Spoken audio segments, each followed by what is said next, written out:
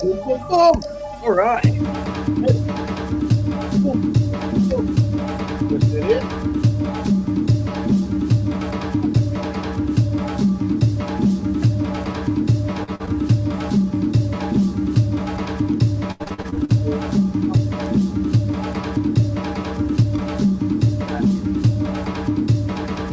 Betterment.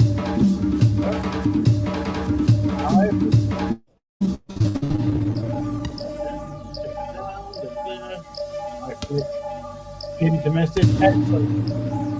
Fantastic. Close that down now. All right, let's get ready, guys. All right. Let me rough it, right?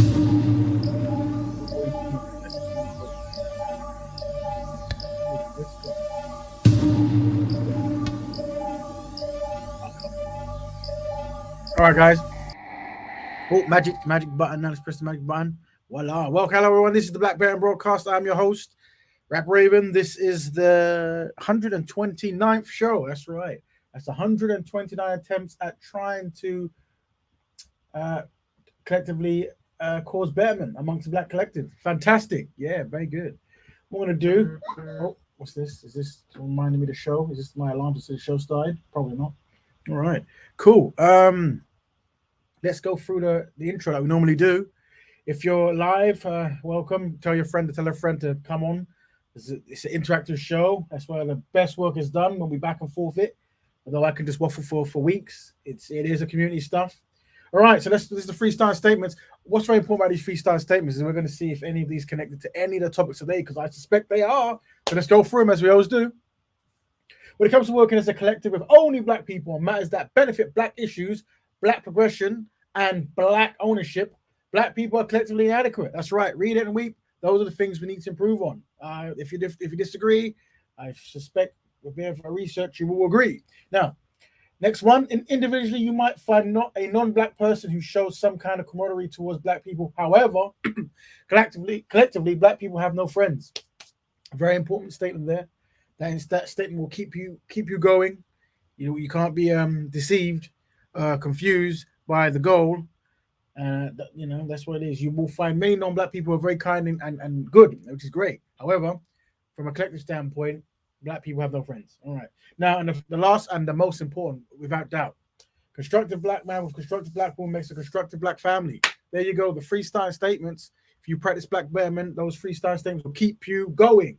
Trust me, it will. Now we move on. So we're gonna send out the link. We've sent it out already, fair enough, and it's pinned. But if you want to jump in to discuss today's topics, then we do recommend you follow the 4D values, which are discipline, dedication, dignity, and discernment. That's what they are. Follow those. Excellent. Don't forget. And please don't use derogatory language. Not a good idea. No, sir. Now, what is Black betterment? Well, Black betterment is Black people helping Black people on Black issues for betterment. A lot of Blacks in there. That's good. That's right. It's a lifestyle. We promote the lifestyle of Black betterment. We are promoting the lifestyle of Black people helping Black people. There you go in a nutshell. It sounds like a radical idea, but it just might work. Who knows? Let's go. So we're going to show some videos. We blackified them, so hopefully we go past the algorithms and copyright. But yeah, just so you know, it's not our stuff. We're just showing stuff so we can do case studies. That's what we do. Black Bearman is our Instagram. Please follow it. I promote every week very poorly, but maybe you can help promote it less poorly. So I'm going to put it in the link as I do every week to no real effect, really. I'm going to put it there anyway because it's custom. There you go. Follow the Instagram if you have that. That'll be fantastically good. Now, let's move on. So, what is today's fantastic topic? Let's read them out. It's three of them, but they kind of merge really too, but we'll say three. Have Black men been hanged in London? We've heard some I guess social news, because it isn't really mainstream news, that apparently, and this is very tragic, it is that 5 Black men have been hanged in London. I haven't seen any data really on that, and that's an out there thing that if anyone knows anything, let me know, because we're gonna keep following up. But because of the content there, and it's very sad content, we did look at the last Black man to be hanged in England. The last Black man to be hanged in England is Mahmood Mattan. Sorry, we remember Mahmood Mattan, innocent but hanged in UK in 1952. He was a sailor from Somali. Today they call it Somaliland, but of Somali origin. and unfortunately, yeah, he was hanged in 1952. I think for alleged murder, but we'll listen on that, see what that's saying. But that was in 1952, so we'll cover that. And last but by no means least, we have what are the views of black people towards black children identifying as trans. So we have really two topics today, and yeah, we'll unpack them. We're joined by our brother Kel, who will be helping with the case study and giving his opinion. A very important Black Betterment contributor. Black Betterment, Kel, Black Betterment. Black Betterment, Brother Raven. Excellent, excellent. Always good to have you here. Now we're gonna go through the topic today. So we're gonna should we start with the I think we should start with probably Mahmood Mattan. Let's start with Mahmood Mattan, the brother from Somaliland, Somali brother, who was unfortunately murdered by the government in 1952. And we're going to correlate that with, obviously there's been rumors that black men are still being hanged in London. So let's start with the report that I did search, but I found one brother who gave this information. So if anyone's got any other link, please let me know. Big up Poet and Press. Let's go. Rewind. The bodies that rewind, please. So there's a strange fruit hanging from our trees in London. Now, if I cast my mind back, I can remember where I heard that quote. A strange fruit hanging from the trees. But I'm not going down that route today. I'm not saying that the bodies that they found are because of racist incidents. I'm saying that the fact that there are 5 bodies hanging from trees, having committed seemingly suicide, is concerning enough. And the fact that the media has blacked it out. Now, there are 2 things at play here. It could be social media, it could be the algorithms, it could be somebody searching for a story. But I decided to put the quote on my page today to raise awareness, to literally to unpack the topic of mental health in our youth. I saw a video going around last week, quite a viral video of a young man's body hanging in a park, and I did a little bit of research and found out that actually not 200 meters away they found another body in that same area, and that was concerning, and that's what made me put this up and decide to unpack this issue of mental health in our youth.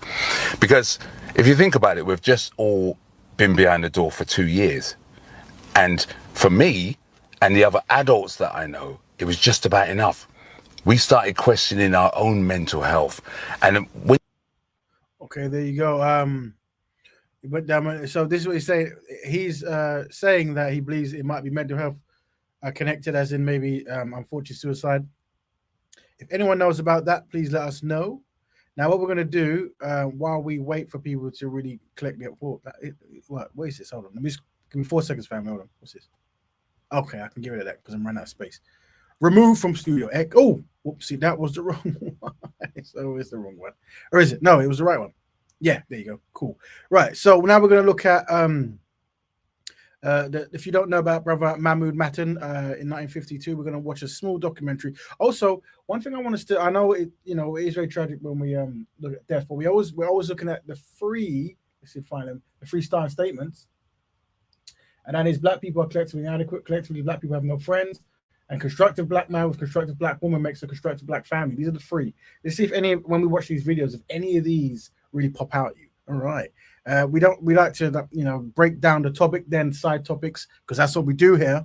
So let's listen to the what do we call it? I think it's this. I'm going to say it's this one. It's this one. Rewind.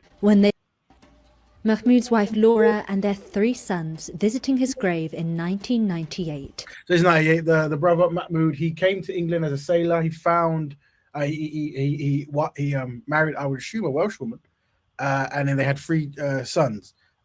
So just to give you the context. When they finally cleared his name, 46 years after he was hanged for a crime he didn't commit.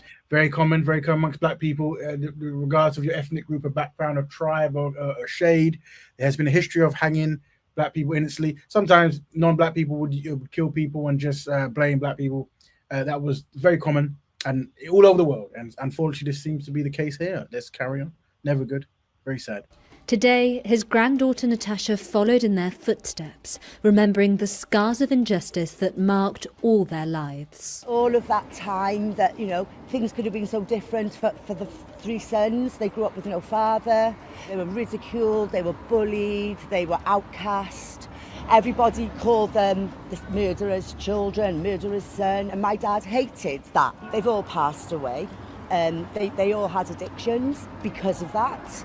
Before her So we're looking at there was the daughter, the Welsh white lady now, daughter of the granddaughter, I should say, granddaughter of let's say probably Mahmood.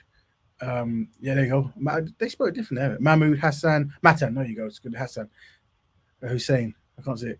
Yeah, and unfortunately, they called their father a murderer, and when he was hanged, and then they all turned to addictive behaviors, which is happens quite a lot when people are bullied.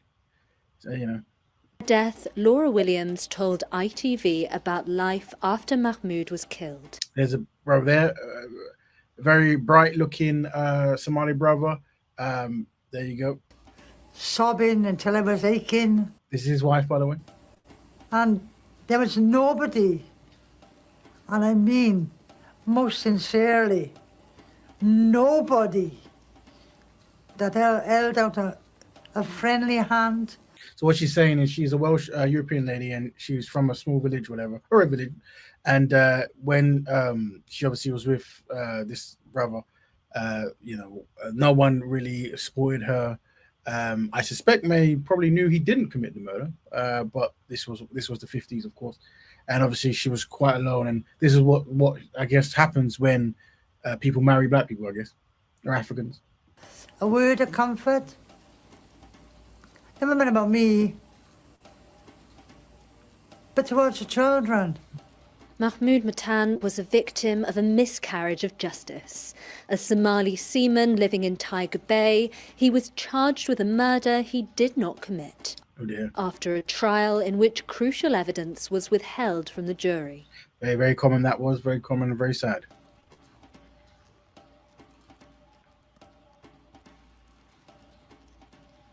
Now his name remembered on the streets of Cardiff. For some, Mahmood's death brings back memories of the Cardiff Three, wrongfully accused of the murder of Lynette White. For others, it speaks to the injustices highlighted by the Black Lives Matter movement. And the power of that movement is clear in the fact that even protesters from the Extinction Rebellion movement have joined this vigil outside Cardiff prison. For Bianca, who organised the vigil, it's a stark reminder that Black Lives Matter isn't just about events overseas. Just Google injustices in Wales, black injustices in Wales. This lady's saying that if you Google injustice in Wales, black injustice, you'll see a lot of stuff. Black deaths in Wales in custody. Just do your research. I think we did cover a black brother, young child who was beaten and he ran. I think he lost some fingers. I think. We've done that show, yeah. It's interesting because when you're because obviously if you look at the UK and Britain and this kind of stuff, you can break it down to Wales, Scotland, England, Republic of Ireland, Northern Ireland, even though they're separate stuff. But you try to look, okay, well, we're aware that Scotland had more enslaved people than England, but then we don't really talk about Wales or Ireland that much. Well, it looks like there is issues in Wales as well. Ireland, I'm not too sure, but I know that Irish people. Back in the days, if you lived in London and this kind of places, or anywhere in general, you might have seen signs like no dogs, no blacks, no Irish. So I guess some people felt that this is, so they themselves are going through stuff. But I'm not too sure about how blacks interact with Irish people historically. Well, what was that brother? What was that guy we covered? What's his name? The actor guy. He used to. What's his name? He's in a film called Taken. Liam Neeson. Yes, where we covered this as well. Where I want to say he's Northern Ireland, but I could be wrong. And I think what happened was, unfortunately, he's a friend of his, a female friend, was sexually assaulted by what he described as a black man. So he got a kosh, and he was looking for any black man on the street for him to beat up. And he revealed this a couple of years back. And then John Barnes jumped to his defense, saying he was a hero. Yes, he did. Yeah, but we'll cover that. Yeah, we'll go over that. But let's carry on listening. Educate yourself. Don't be so ignorant. Natasha wants her granddad's memory to live on, as a lasting reminder of the need for change. It's still happening, and that's why I'm quite, passionate about this story. As you can see, this is the granddaughter of the granddaughter of the brother. Obviously, it's in Wales, so naturally they're all going to be Welsh, and I don't know if there was any Somali or black community in there, but his legacy will now be European. But that family wants him to be remembered, and they're not best pleased with the black people being mistreated. Now and getting it out there, because I feel that nothing has really changed in that respect with young black lives and young black men. And back then, 70 years ago, my grandfather was hung here in Cardiff prison, and young black men are still being killed. Not in that way, but I believe that. Well, she says not in that way, but today's show is about black men being hung in London on. That's I wonder. I don't know if there's a connection, but we're just saying Things have not really changed. Never good. So, family, that was us covering the unfortunate murder of why is this always going backwards? Is it because I reset there we go. Of Mahmood Mattan, hung in 1952. It's unfortunate. He was a sailor, Somali sailor, from modern-day Somaliland today. And they suspected he killed someone. Or he was framed for this, of course. And easy target. African man. Coming into the UK, easy pickings really. And he died, but he had 3 children. He was here for quite some time. Had 3 kids, 3 boys. Unfortunately, they became drug addicts because of being blamed for his murder. And I suspect also him being from another place that never helps. And then naturally, his kids will eventually become Welsh, European Welsh, his offspring. But yeah, this is what happened. It was never good, and I think they're trying to find justice now. But this is not uncommon. This kind of stuff when it comes to black people historically or today, and unfortunately, as time goes by, you find out what really happened in crimes many years later when the people you want to charge have lived for free, and they've got away. And this is a technique, you see. This is one of the anti-black techniques. Kill someone and then wait 50 years or whatever, and then tell the truth. It's never good. In the deathbed, they use a lot of deathbed confessions. We might cover that. Anti-black deathbed confessions. But yeah, never good. So, family, that is. If anyone knows anything more about the London hangings, let us know. This is a community show. The link is there. Feel free to jump in. But if not, and if Brother Cal doesn't want to add anything to this, we shall move on to the next topic. It's up to you, Brother Cal. Anything you want to say about this?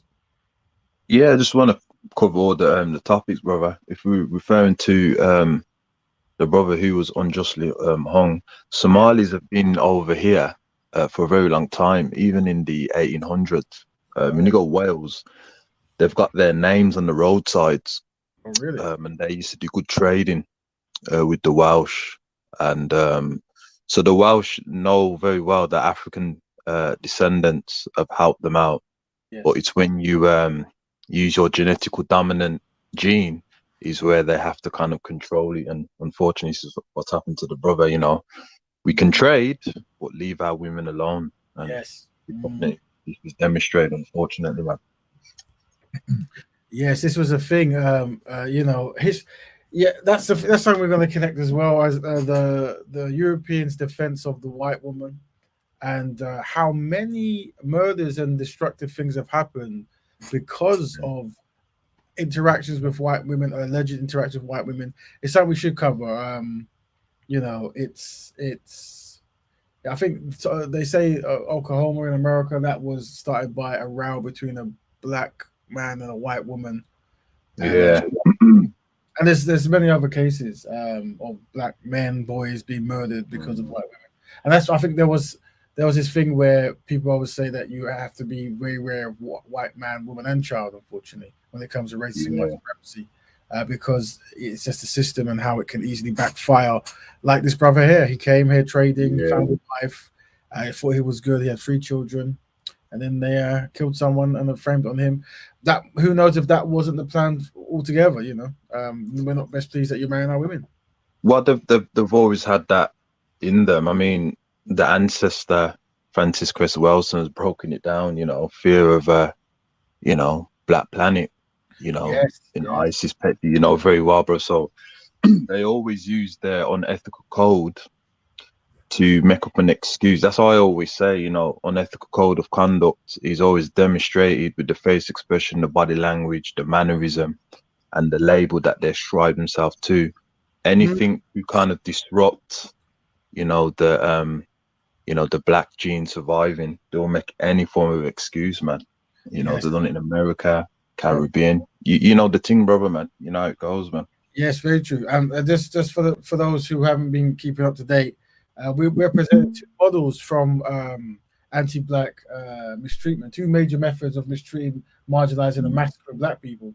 And we've uncovered this time, and there was two. One model was the degradation and separation, which we observe in South Africa and America and some parts of the Caribbean. But then we also looked at the gentle genetic genocide, which was practiced or successfully practiced in Argentina, and is still being practiced in Brazil quite successfully. And that is using breeding as a method to destroy black people's culture, economics, and phenotype and self-esteem, this kind of stuff. So funny enough, this is something that people might say will be happening. We can observe now when it comes to behavioral patterns, and that's why we say we definitely want to get black media to promote black love and how to maintain black economics. And we bigged up Brother Swiss a few weeks back, who was promoting the concept of the black pound and how to circulate the pound. All this stuff is relative and very important. But yeah, so with that said, let's put on.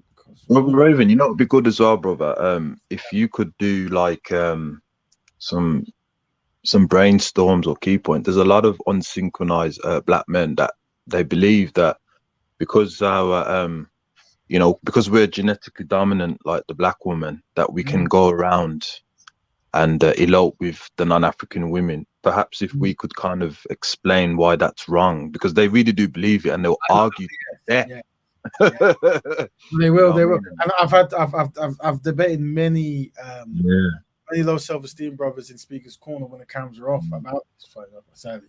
And it's something I wanted to cover, and you're right, we will have to cover it, because that's the thing.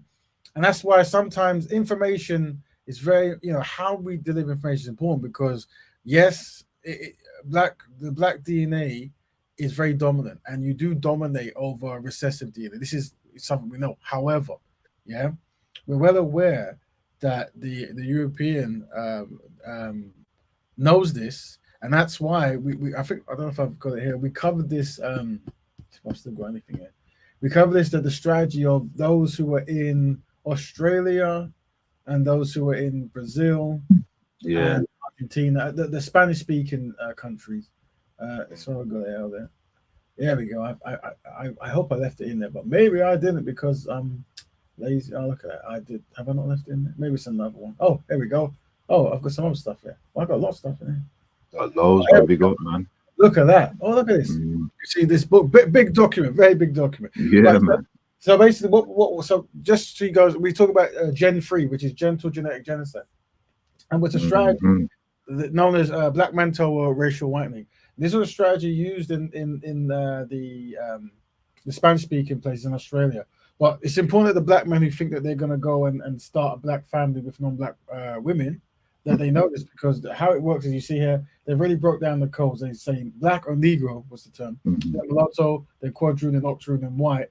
Now, obviously, this process has been going down. So this process has already been started, which us really knowing. So it doesn't necessarily take 5 generations for a person to have what they call a white person or a white passing person. So this was a strategy.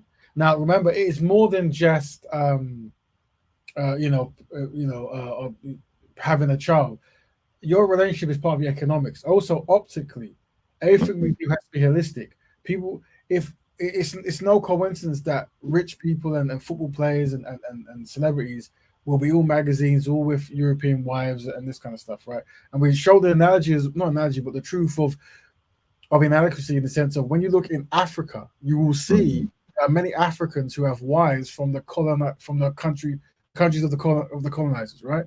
But then when you look at Europe, none of them are marrying any of the colonized people. You see, the closest we got to that was Meghan Markle marrying the prince, and obviously they ran them out of the country, and now they live in in America being demonized every day. So what I'm saying is there is no like for like. Unfortunately, I know it's very shocking to hear black people, we are collectively inadequate because every single black man isn't shouting black love and only black love, then obviously we don't really understand how historically anti-black races have used relationships to destroy black families, destroy black culture, and destroy black economics. Now, if you can tell me how black people prosper from marrying non-black people collectively, then we can have a conversation. But I'm yet to hear anyone, you see. And as usual, it's emotion because many black men, it's their fancy, isn't it? Unfortunately, and this is it's as I said, brother, big up to the Black Betterment establishment. This is very important. Pictures tells 1,000 words, yes. As they say.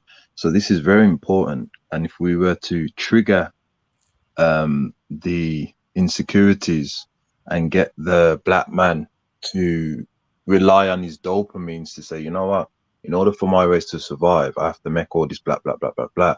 It's very important, man. Very, very, like this year, you know what I mean?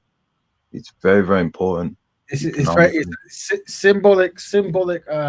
This is why I'm a big fan of media and how to control the media and control narratives and use the visuals and symbolic gestures and stuff to actually paint pictures, because sometimes when you talk, it just goes in one ear, goes out. But if you can actually like do some kind of media project and you show here, this is if you look at this family here, all wealth has gone back into the European family here. Now this family is completely European, and this is what we have to remember. It's like if you unfortunately, family, if you don't have structure, if you don't tell people stuff, the media will tell them. And that moving into the media telling stuff, it's going to segue very, very beautifully into our next topic, because the next topic really is about the media telling black people. Now, already, we understand that from a media standpoint, we haven't had the best representation of black families, which is very important. But unfortunately now, the constructive black masculine man and the feminine constructive black woman, that concept has been pushed over. Now this kind of like family of everything goes is what we're going to move into, and that's why the next topic, family, is what are the views of black people towards black children identifying as trans. Well, the reason I say this, and it also is connected to media, is if you type in YouTube, what's his name, Dwayne and son, or Dwayne and daughter, this kind of thing, you'll get thousands and thousands of black YouTubers disapproving of this behavior pattern. But when you watch the news, the thumbs up everywhere, smiley faces, all this kind of stuff. But before we do that, let us break down Dwayne and his new wife. They're getting an award because Dwayne had a son. This is a basketball player, by the way. He had a son who was born boy, male, but identifies female. You see, and they're supporting this transition, and I think they've legally changed his name, his gender, or something like this. But let me before I'm just waffling, so let me just find the actual. This is the award, and then we're gonna go from here. So let's break it down. Rewind. Thank you guys for that ovation. So this is Dwayne Wade and Gabrielle Union Wade. She's a famous actor from a past time. There has been some complaints about people thinking that maybe they're using this young boy as a kind of media promotional, hype train. So they're in the media and they make money, this kind of stuff. But we'll unpack that as time goes. Let's have a listen. We don't. It's two people. As he said it takes a community, but we already said that that there's been much unrest about this kind of thing, but I don't think anyone's really listening to that. So, baby, thank you for showing the world what courage looks like. I'm proud that I was chosen to stand in place as your father. And thank you so much to the NAACP for this incredible honor.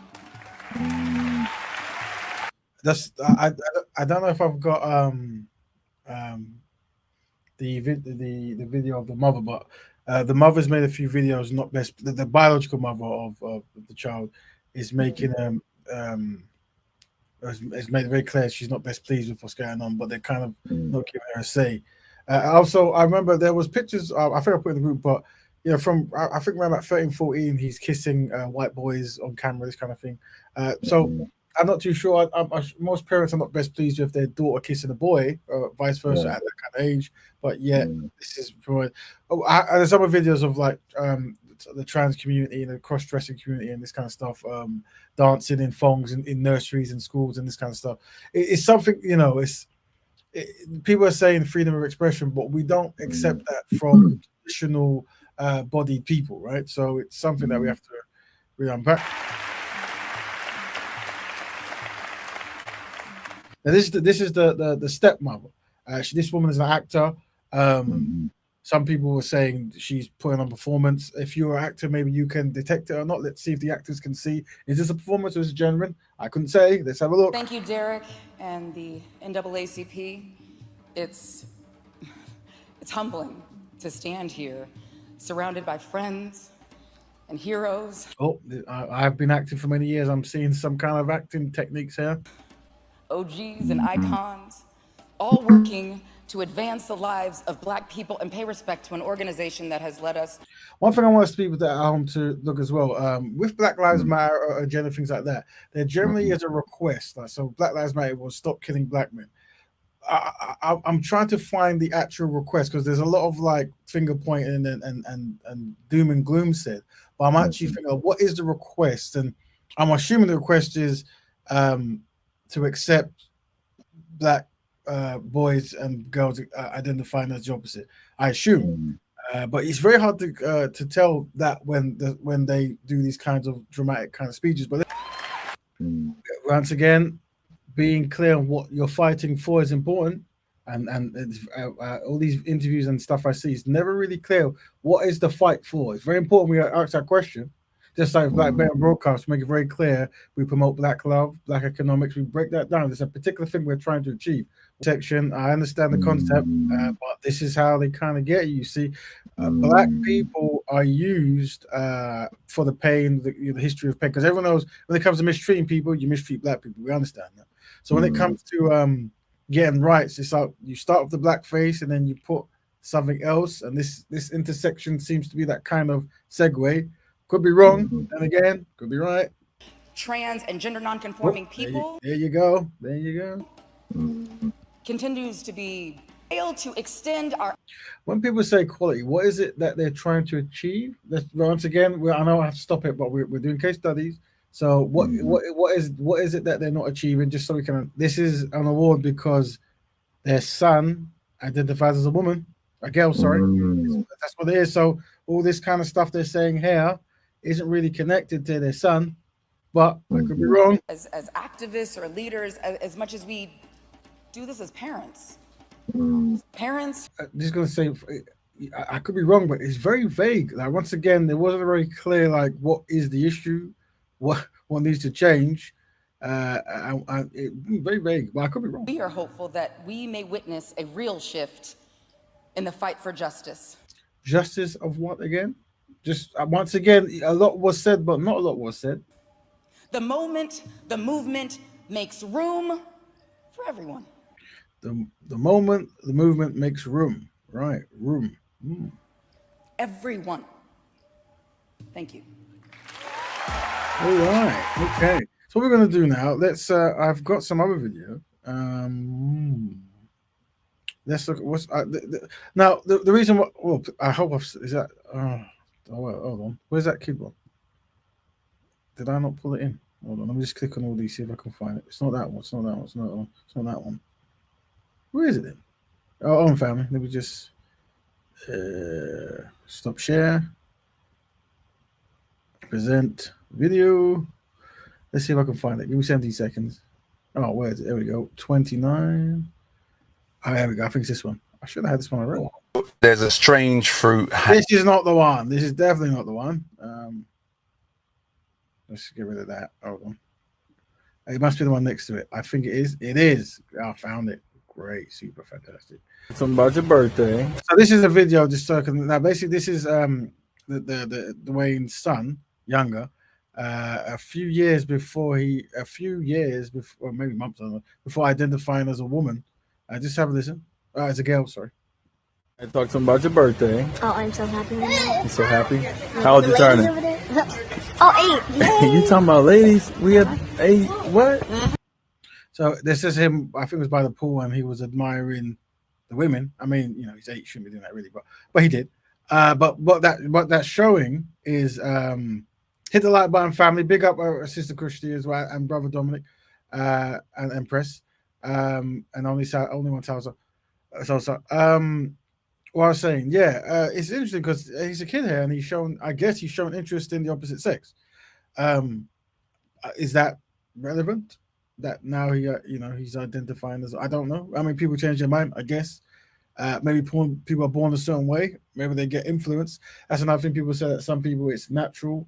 Some people say it could be influence, and maybe some are saying that having trans strippers, I guess, dancing in nurseries and schools, maybe this is an influence reach out. I don't know. I never really saw that kind of stuff in schools, so I would know. Maybe you did. So I don't know the effects that might have. But yeah, so that's one video there we have of him as a kid looking at women. So let's play it one more time. I talked to him about your birthday. Oh, I'm so happy right now. You so happy? How old you turning? Oh, 8. See, he said ladies over there. He's 8 years old here. And when did he say it's going to change? Was maybe 12? I can't remember the age. He's 1 to 12. You talking about ladies? We had 8. What? Now, what we're gonna let's listen to what he said. The father said to Ellen. I haven't heard this yet, so I don't. It could be anything else. Documentary. But this is Ellen. Thanks for being. Ellen's she's one of the biggest talk shows. She came out as a lesbian a couple of years ago, I guess 10 years or something. I don't know. But fair enough, she did get in trouble for saying she was very mean to people. But that's not about this here. So we'll listen to hit the phone. Here, that was a clip from the ESP. Keep in mind, obviously, Ellen is from the LGBTQ community, and the reason why it's important is because most, if not all, the LGBTQ people I'm aware of are very pro every kind of LGBTQ kind of agenda, right? And they use their platforms to promote this agenda. That's why Black people try to get as many Black people into helping Black people to promote the agenda and having Black-owned media, so that way you can actually promote Black agendas. So if you don't agree with certain things, you actually have rival media things that you can promote, just so you don't spell one kind of outcome. But let's have a listen. Documentary. And first of all, I think it's what every parent should be, is what you're being right now, which is unconditionally loving your child and supporting your child in whoever they are. I mean, now the thing is, what you gotta understand is this is not for me to be controversial, but when it comes to man and woman and gender, this kind of stuff, you have more. It is easier to define the whole chromosomes and woman and stuff than it is race. You see, it's like it's an easier thing, but yet it's expected that if someone wants to identify as male and woman and this kind of thing, this is a positive thing. Now we're really seeing transracial happening, and remember when Black people wanted to be white, because we have many videos of Black people wanting to be white in the hopes that their pain would subside. And we just obviously did a video on unfortunately Mahmood Mattan, who was killed in 1952. Had he been white, perhaps he wouldn't have been killed. I'm sure he wouldn't have. But so we know that Black people have always wanted to be white in the hopes of minimizing their pain, but it wasn't allowed. But now I'm suspect that soon white people want to be Black will be a thing, and any kind of reparations or claims will go to them. We see this behavior in Australia, and what I'm saying is the white people have that power. One thing I always want anyone who's doing research, it'll be interesting to know when it comes to this trans talk conversation, at least from an optical standpoint, is it mainly men transitioning into women or women transitioning into men that we see in the public? Because you tend to find that many women are very kind, which is always good. And because they're kind, especially Black women, they're very supportive of people they feel are being mistreated and bullied and this kind of stuff, which is good. This is a part of being, feminine and kind and this kind of stuff. However, what you will find is if you're finding men transitioning into women at a high number, then really what's happening is women, especially Black women, because that's the topic, you'll be losing your spaces. You'll be losing your identity and stuff to men transitioning into Black women, allegedly. So just be wary because I noticed that a lot of these kind of the LGBT outspoken community really seem to be on a lot of black women platforms, and I noticed that masculine black men are not really around. And I think I've got a few videos where this demonstrates it. But yeah, let's carry on listening.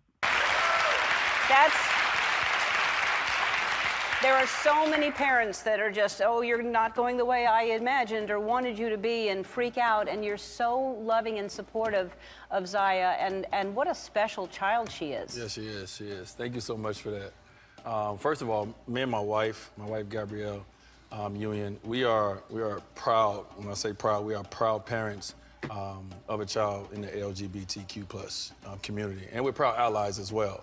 And we. A lot of talking points there. We take our roles and our responsibility as parents very seriously.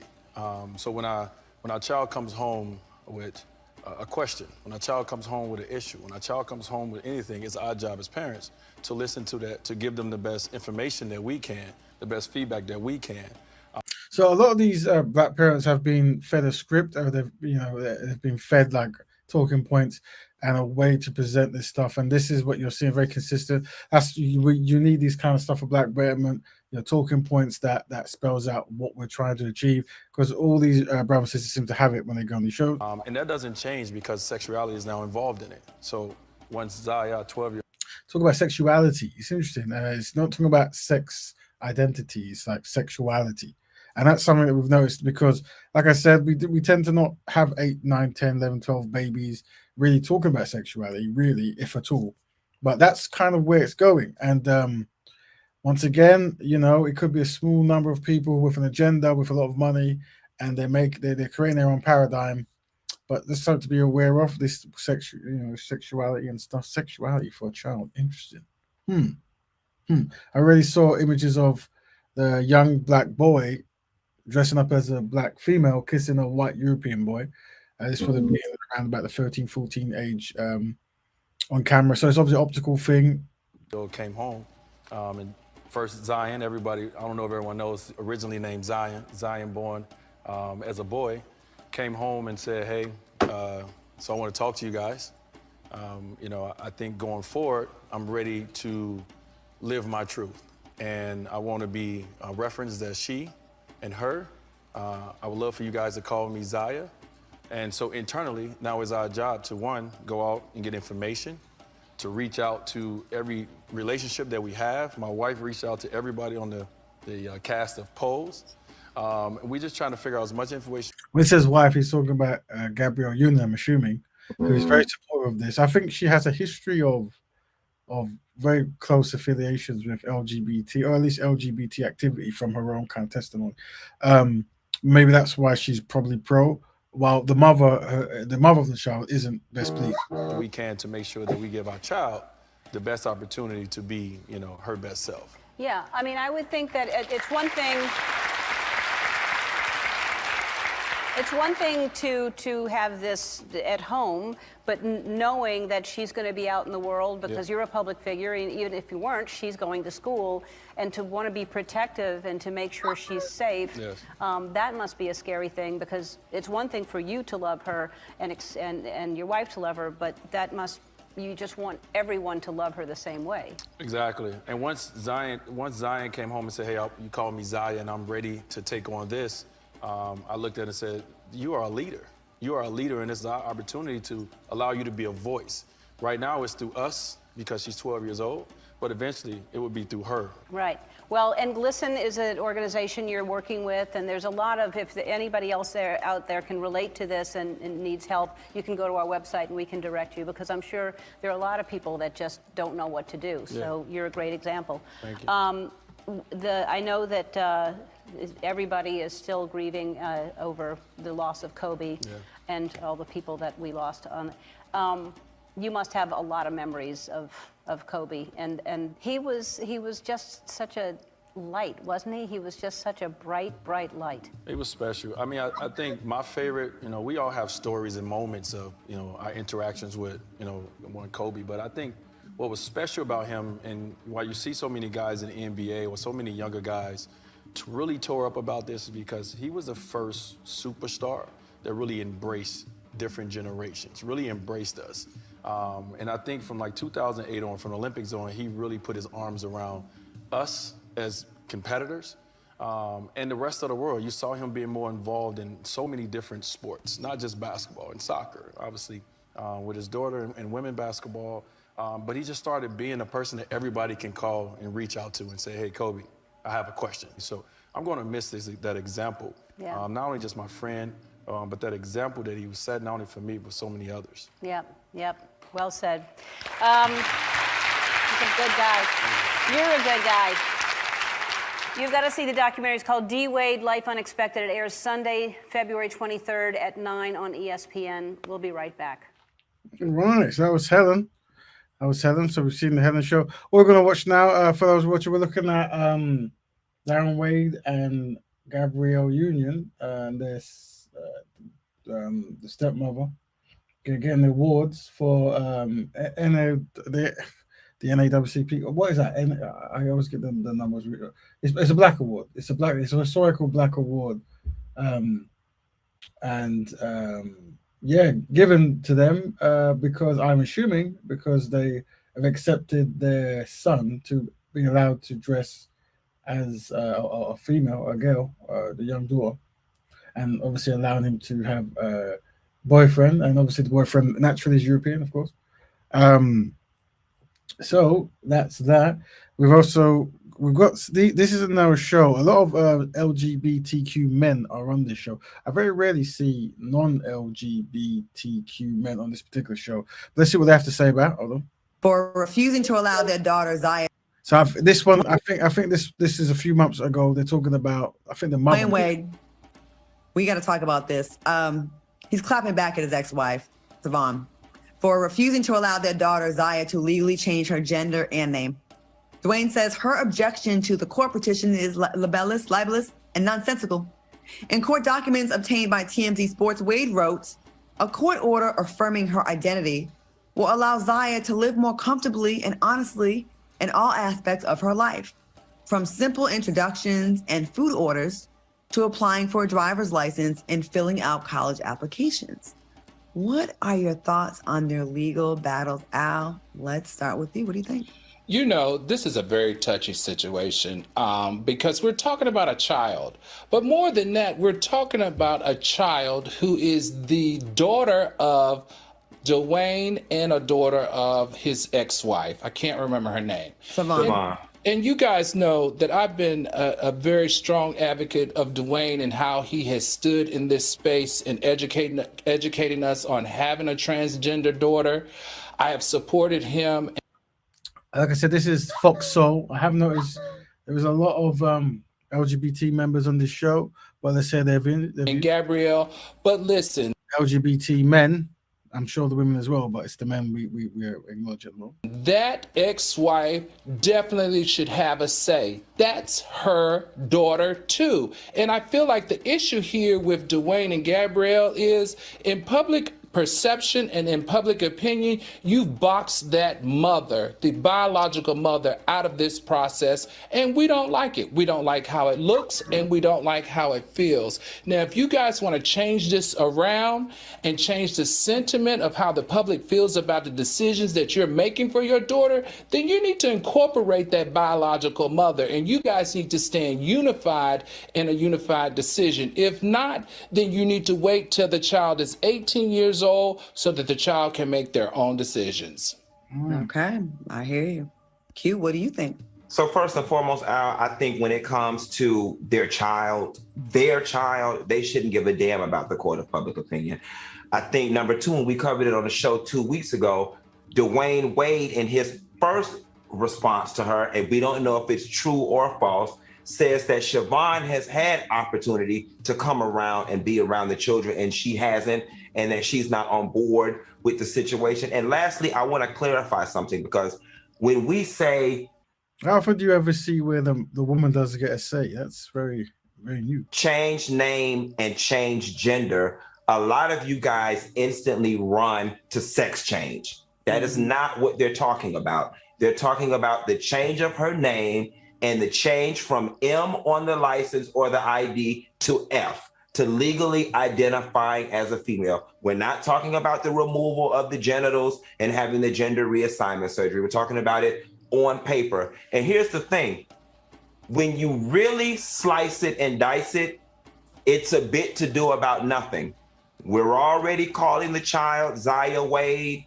We're already referring to the child as she, all right? Leaving it the same on the license doesn't change anything. Changing it on the license doesn't change anything. So if the net effect of the whole situation is zero, then why make a big fuss about it? It's just, at this point, it's a vanity title. We're already calling her Zaya Wade and we're already referring to her as her. Why making it, what is making it legal on paper going to change? I'm gonna assume, again, outsider looking in, that the mother feels alienated out of the process. Absolutely. And Dwayne can say she's a deadbeat or she didn't choose to come around. We don't know that to be a fact. I think whoever has the purse string, has the money, can make the other parent look as crazy as they want to. Mm-hmm. And it's very easy to control the narrative when you got the bread. And I always had a side eye to this story because it feels like it's Dwayne and Gabrielle's daughter. It does not feel like it's Dwayne and Savon's daughter at all. And I think, I'm going to go ahead and go out on a limb and say this. I think Dwayne and Gabrielle, in my opinion, were dead wrong for putting this out in public for us. Why are we included in this group chat? Why are we included more in the group chat than the mother seems to be in the group chat? Like, why are, I feel like they run, like, it's too much in the public light. This is a minor. It's none of our business. It's really none of our business. And it does give credence, it does give a little credibility to the mom's claims that it's like being used to kind of like publicity. I don't really know, but that's what it feels like to me. It feels like I would be appalled as a 12-year-old. We started hearing about Zaya, like I think 12, 13 years old, like really young, right? Appalled at my mom talking about my period or my sexuality or anything that I'm discussing with her. And then it gets put on an Instagram page. And then there's, you know, a whole thing around me because I'm not saying, oh, she might change her mind. I don't think that's a thing that you change your mind about. But I don't know. We don't know. But the child is now put in a position where there's so much pressure now, right? There's probably a whole community that Zaya is afraid to let down on either side. But at the end of the day, we should not be involved in this, but we are. It has been put out there so much. And I wonder, are we getting more of the story than the mother? It feels like the mother is like kind of off to the side and it's Gabrielle and Dwayne about this whole thing. And it should be Dwayne, Savon, and Zaya, and Gabrielle should be secondary as the stepmom. Right. In my opinion, it's just my opinion. I don't have kids and y'all can come for me and say, well, you ain't got no kids. Well, I don't. But I have common sense. I want to add one thing to this story. I think, honestly and truthfully, I think a lot of the wrong questions are being asked and I think a lot of the wrong discussions are being had. I think the main question that needs to be asked is the child healthy and happy? Okay. I think that's the question that needs to be asked. I think that there is some contention between Gabrielle and Siobhan. But here's what I think Siobhan needs to reconcile. And I don't know where she stands in terms of her feelings about transsexuality and homosexuality. But Siobhan, even when you make the press present day about yourself, your daughter is referred to as her and Zaya.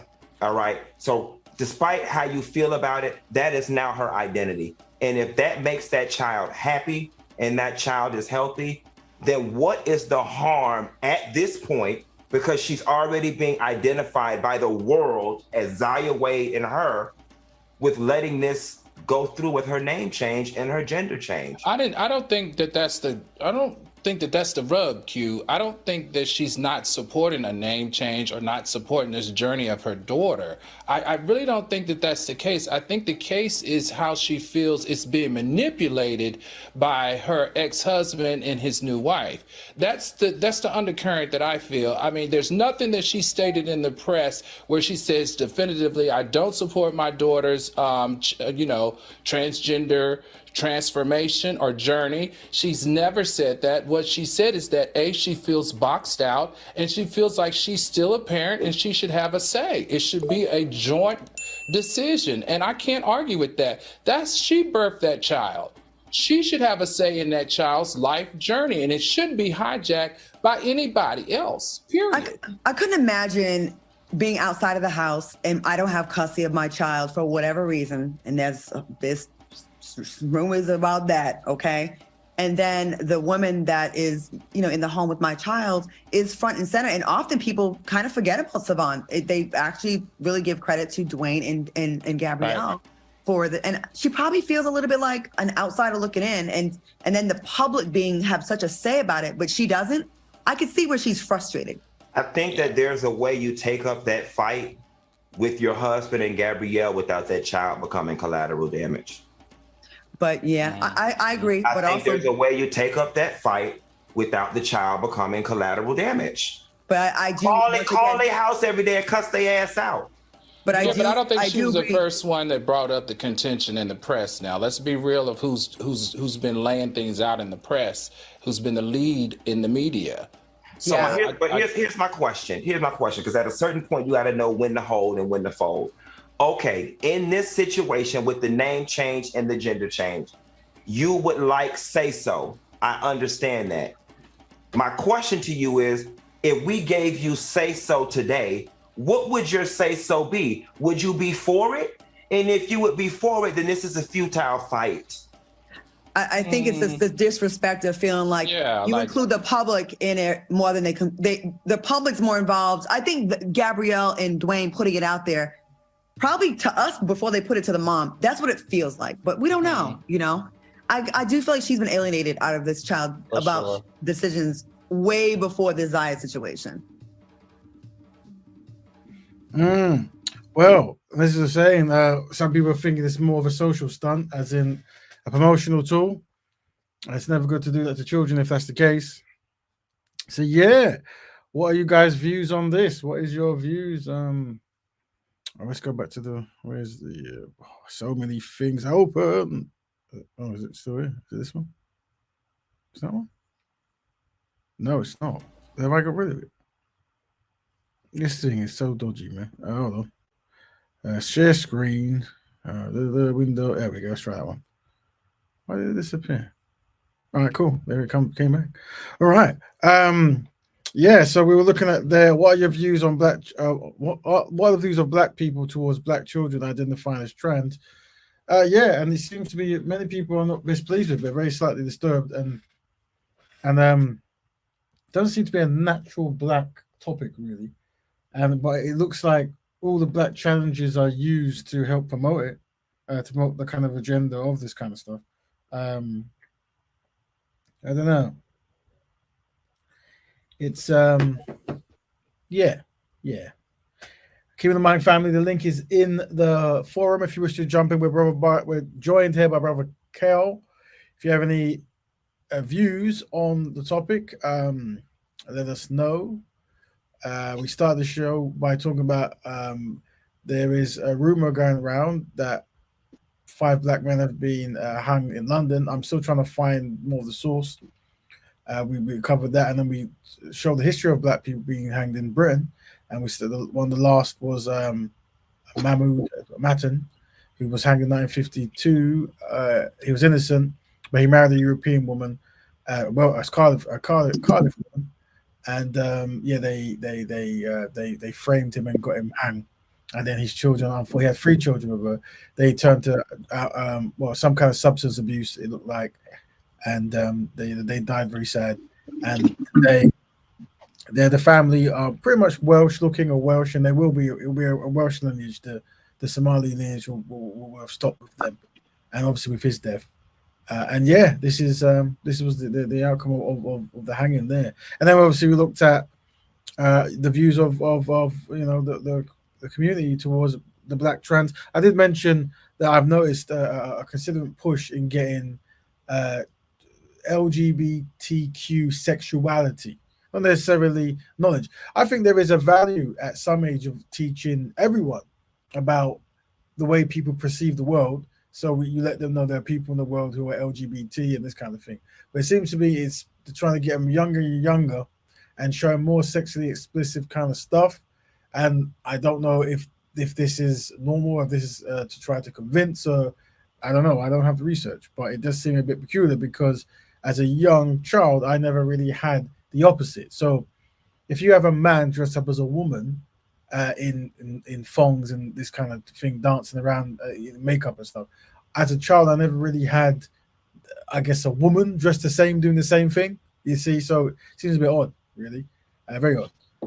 We could equate that to Brother Raven when whenever non-African people felt threatened by us as African descendant, we'll have to kind of widen our eyes or always smile a lot or behave animated like a cartoon character. These tactics makes them feel comfortable so they can function around us. So the homosexuality behaviors, it relaxes non-African people. It tells them, oh, you're not a threat.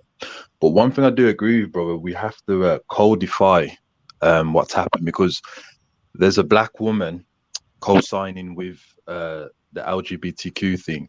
We don't want the unsynchronized black men to start attacking the black woman. So we have to kind of perhaps refer to them as unsynchronized. This is an unsynchronized couple.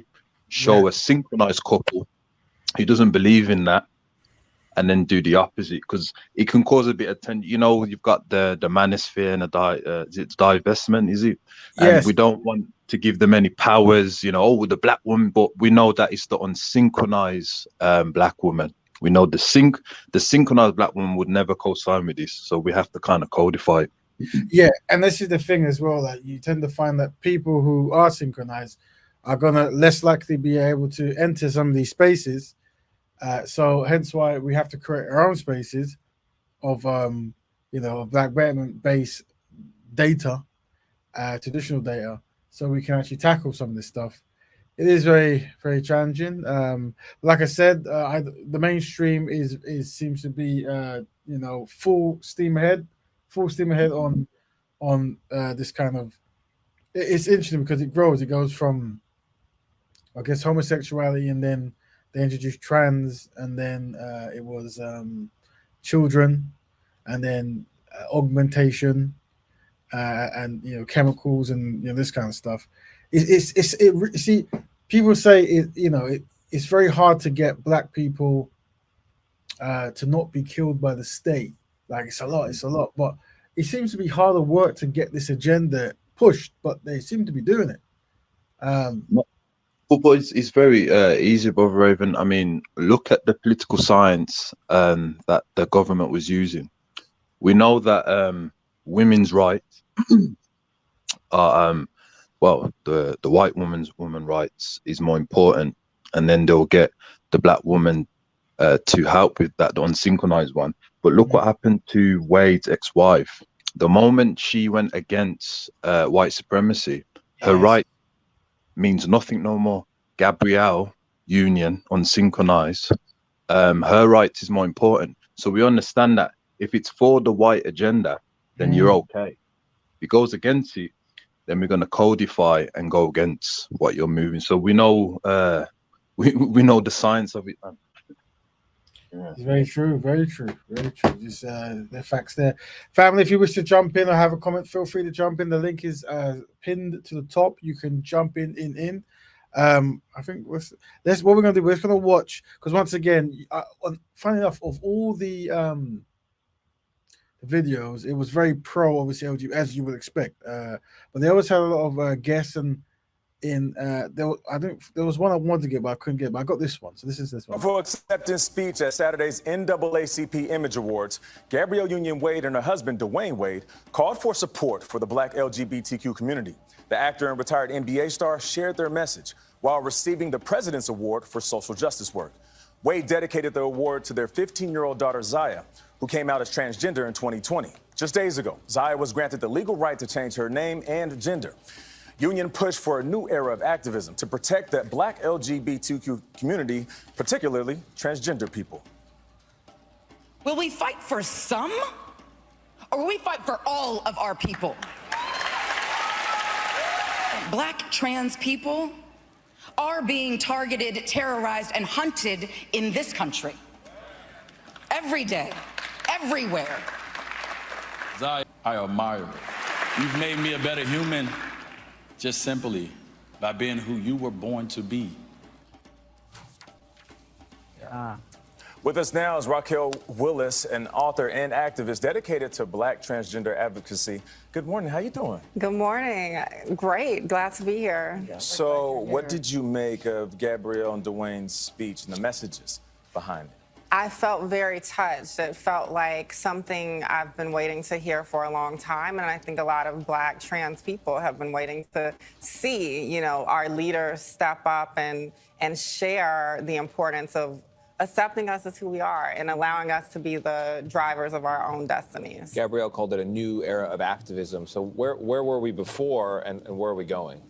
Well, you know, I think it's interesting. I don't quite know that it is a new. Well, we're trying to find out what the challenges that they're trying to overcome. I've yet to hear it in the interviews, but maybe this individual can let us know. New era in that way. I think, you know, Black trans people have always been here. If we go all the way back to the Stonewall riots of 1969, that was such a seminal moment in our community. Marsha P. Johnson, so many folks from there. So it's not new in terms of people being trans. We've always been here. I think what's new is the visibility is new, and there are more discussions than ever before. We're talking about it. Share a little bit of your backstory, Raquel. When did you know, as a little person growing up, that you felt different or believed that you were different?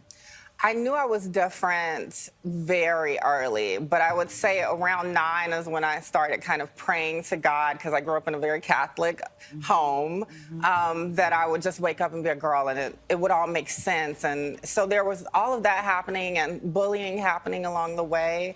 But the only language I had was that I was gay. And so there wasn't this kind of distinction between gender and sexual orientation, which I now know. Did your parents try to get counseling for you? What did they do? Well, when I came out to my mom as gay initially, she did try and find a counselor, but the counselor wasn't equipped. And I think a lot of parents and adults in general are not equipped. You know, there are stats that say that there are only about 30% or so of Black Americans in particular who say they know a trans person. Yes. So I think even in the Black community, we have to think about that. But in general, you know, only about around 40% of the general public knows a trans person. So let's think about what Gabrielle and Dwayne are doing, how important it is that they're... You say, brother? I was having a conversation before with some of our family members, right? And I was saying that I believe that you have to be taught and have knowledge on what it means to be a man, masculine, feminine, and a female, because the fact of being innated with these types of gender is not enough. And what I know is, as us men, we have this kind of mindset that when we see women, they don't have to be responsible for the burden of what a man needs to be. You know, work all the time, always has to be strong, cannot show so much feelings.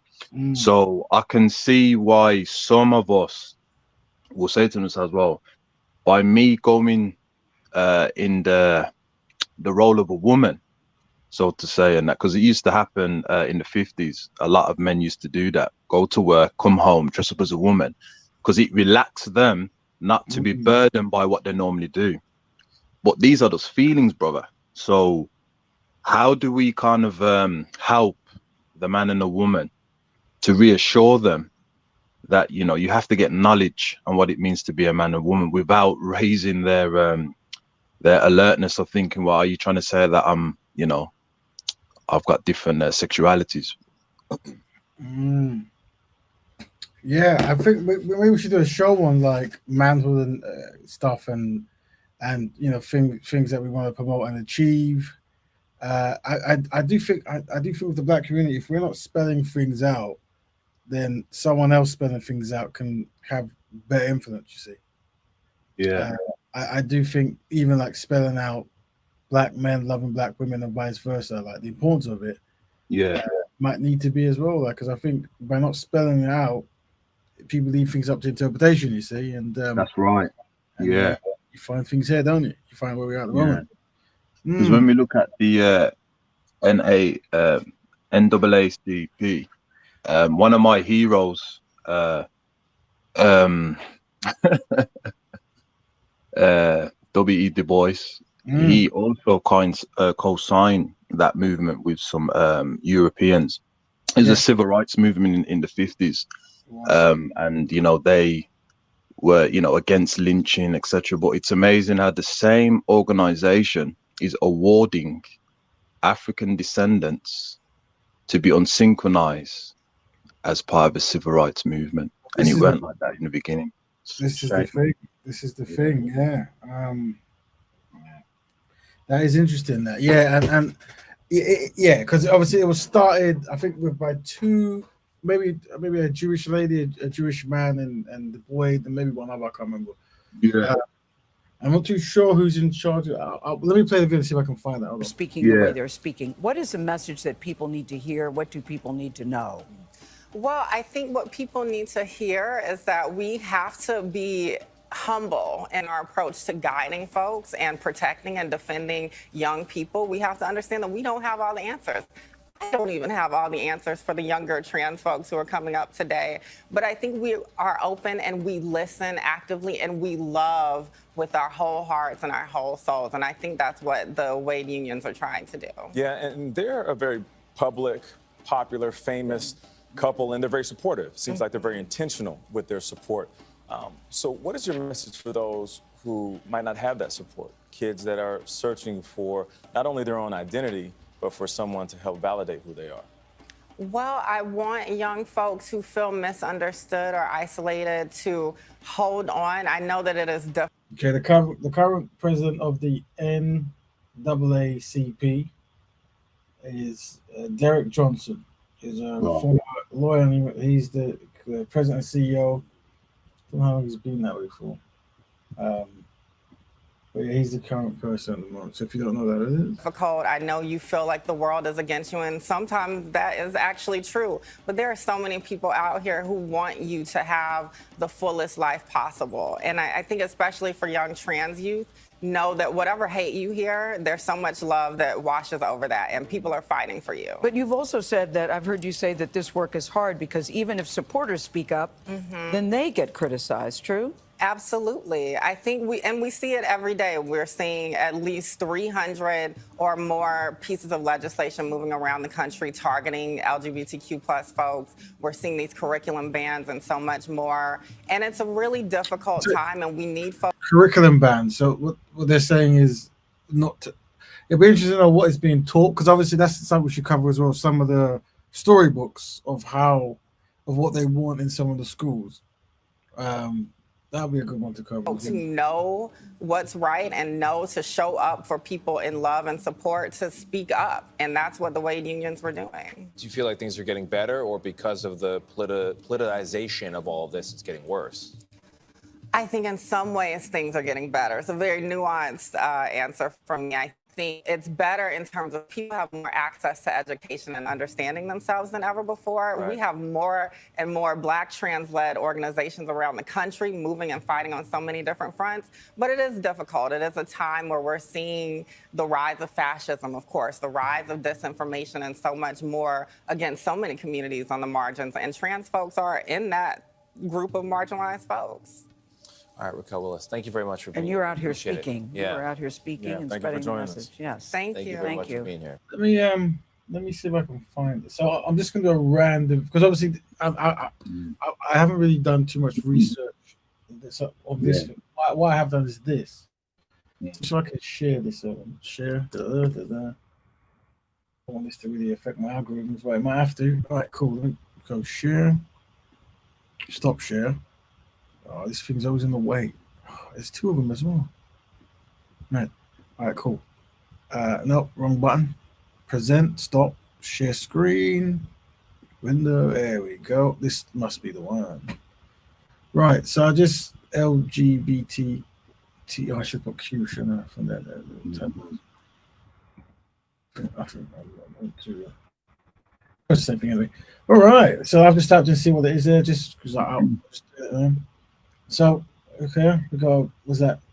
I assume there's inclusive, they have a black, I assume, I don't think that's a man, probably a woman. All these are cool, all black people there. Oh, this one, Adam became a brother. You see, the sad thing about Brother Raven, as you know very well, in political science, you need to have a very effective, strong, strategic mind and a military mind. The non-Africans understand that the black man cannot fight us if he changes his gender and his mindset. He understands that straight away. You cannot fight them if you want to be a man or a woman. That's not going to happen.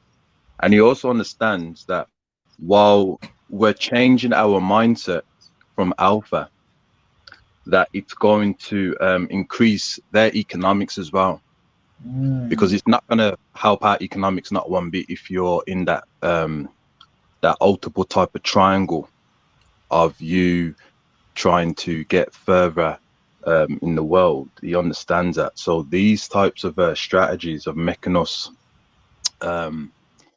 sexually going from A to B will limit the progression of a black liberation. And I've noticed that we're very selfish, and we fail to realize that there's no such thing as I in your existence. It was always we. We made it possible for the NHS in UK by the black woman. We made it possible for the rights in America. We made it possible for Kwame Nkrumah. There was always a we. So if we have an I mentality, brother, then it has to be questioned. Look at that book here called Mama, and Mummy, and Me in the Middle. What is it? Who made this book? Okay. And it looks like Kaylani Junita and Nina LaCour. Okay. This is looks like I don't know what it's about, but that's for kids. I'm sure. Okay. Interesting. So this must be about a kid change when Adnan became a brother. So that must be that's similar to the the topic at hand. My daddy.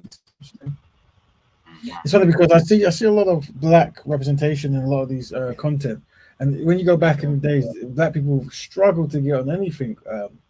But and now a lot of people say, "Well, it's a new day," and now we're aware of that, so we're over conversating. Who knows? But it seems like when you wanted a constructive story about a masculine man and a feminine woman with a constructive family, we don't really get that much. He's very strategic. He understands. he understands. We're not ready for war. Just by that, there's what you said. We couldn't even get our eyelashes on the newspaper, let alone, So he's very strategic, and it's not hard to figure out if you'd only synchronize your mind with your people and have an agenda of we first. If we did that, we can get out of white supremacy a long time. It's the selfishness as usual. I feel like I need to change who I am. So because I feel I'm going to destroy the rest of us. It's always the unsynchronized Africans that always get used all the time.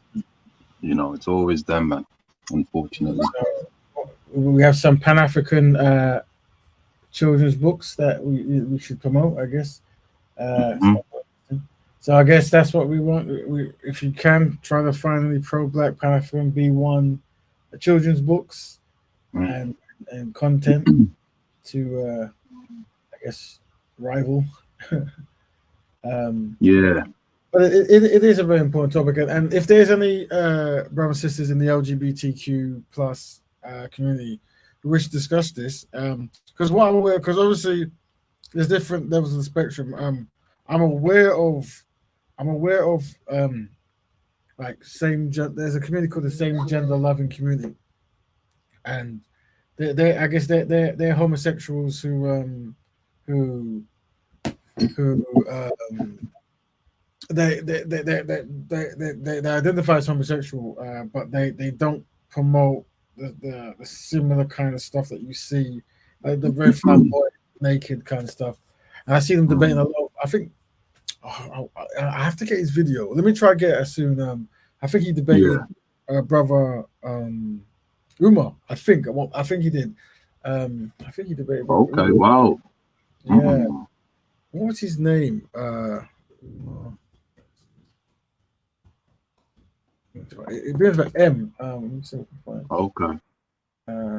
Let's see if I can find it. Because I know there was a time he debated unsynchronized Black Sister, who was part of that, and I Yeah. liked the way how he wasn't.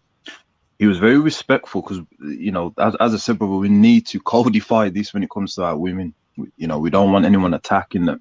But he No. dealt with it correctly, though, man. How he broke it down, man. I remember I that guess- one. And Yeah. I guess that's one thing I think we should have topics on, like when you're talking to people in a vulnerable state, vulnerable community and stuff, Yeah. how best to, and also remember that to always be respectful when we're talking to Black people in general anyway, right? That's just Yeah. it's kind of it. Always be respectful, but yeah, it's definitely something we should do a topic on, how Yeah. best, no name calling, you might be triggered, but don't resort to name calling. And try to hit the points of people. Yeah, oh man, yeah. So it's a interesting thing, really. But, Yeah. But as far as the hangings, brother, without giving too much away, you know, there is a lot of organizing in the UK. We've been speaking about this, and we are, you know, trying to basically put some movements in. But I know that there was one in is it Gladstone? There was a hanging in there. In the, I think it was at East London, around there. yeah, I didn't Yeah. hear about these. Yeah. Hanging. Yeah, I was trying to find something. I mean, Yeah. I didn't really find much. Oh, Gladstone. Yeah. Oh yeah, that I saw that in the link. Yeah, a man in 20 dies after being found in park in northwest London. Yeah. A man in his Yeah. 20s has died after found unresponsive in the park in northwest London. Police were called to Gladstone Park yesterday morning to reports of men being found. This machine is just jumping up and down. Officers met the police attending the screen with London Ambulance Service were found. The man, sadly, he was pronounced dead at the scene. This death is being treated unexpected but not suspicious. Yeah. I think it hasn't been released of next of kin. Yeah, so they haven't really shown pictures next of kin and described them. And I don't think they even mentioned how he died. It says in 20s, dies after being found in park. So if that is that one, once again, the whole hanging thing, well, that's interesting because if a man was found burned, or if his leg's missing, or Yeah. if his arm broken, they would report. But just saying the man is dead. I mean, maybe they found, I don't know, say laying on the bench, or that's nothing. Like if he was laying on the floor in the pond on the bench, they would mention it, but they're not mentioning anything. Very suspicious. Maybe they, I don't know. I don't want to guess what's going on. What people are saying, and they're just paraphrasing, assuming that the non-Africans don't want a Mark Duggan again, or the riots in Birmingham, London, Wolverhampton, etc. So on their behalf, they didn't report it because of that, which we know is ridiculous, because if you don't all believe in an ethical code of conduct, you should allow us to protect ourselves. But nevertheless, brother, that any lynching, brother, is symbolic to let Black people know that this is what we're going to do to her, and that's very problematic, which is why we're going to have to be very forceful around non-African people. And the reason I'm saying that for, brother, is that if there is a symbol of things historically what's been happened to us, what it does, brother, it tells non-African people in their minds that we can also carry on this movement again.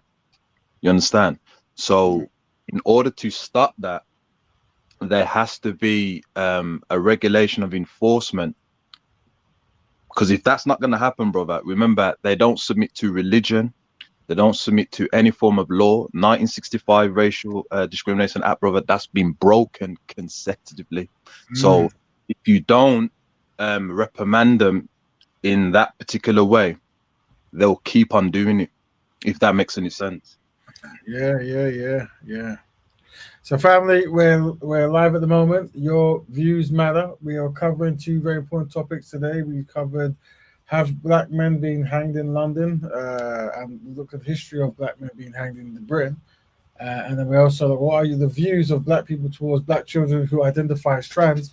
And this also comes from obviously looking at Dwayne Wade as child. But also, it seems that most black people seem to be, when I look, at least on the internet, seem to be all very, not best pleased with this outcome, I guess. And but yet that seems to not be covered, and it seems to be going ahead, so, which makes people think there's obviously some gender agenda. But it would be good to hear your opinions. We are joined here by Brother Kel as well as Empress Kush. Welcome, Empress Kush, to the show. Welcome. Bless up, family. Big up, And bless up, bless up. Black Betterment. Black Betterment to all the family in the chat as well. Melanated, Sosa, I think it was Dominique Smith, Poetic Empress, Code. I'm reading by a memory, by the way, because I'm on my phone, so I can't actually see the chat. But if I've forgotten a name, bless up. It's all love, so it's good to see everyone. Make sure you light up the channel. Make sure you push the like button. What'd you say, Brian? Push the like button, like Empress Christie said, if you can. But go ahead, Empress. What's your views on those topics? Well, I think it's good that you're highlighting in regards to what's happening with the hanging, and just giving as much clarity as you can get on it. So just to confirm, is it actually 5 people confirmed who have been found hanging? Well, I found it very difficult to find information because we found one report that I found as well, but I didn't bring up because it was extremely vague. I just read that now when they were talking about Brother Carl highlighted that Gladstone Park or Gladstone Park. And it doesn't say, it says a man in 20s found dead after being found unresponsive in the park. So when they say unresponsive, if this is the same thing, the assumption is when obviously if you're hung, you would be unresponsive, but you would mention unresponsive paints a picture of someone laying on the bench and they're not responding, rather than they're in the activity that actually killed him, like the pond or being hung. You see, but they're not mentioning that. So either this is not connected to that, or they're being very vague for some reason. You see, so but we're trying to. But I've heard there was 5, but I couldn't really pin down where. And the brother who mentioned this was talking about mental health. We found a brother who I think maybe broke the story, at least on social media, and he was talking about mental health.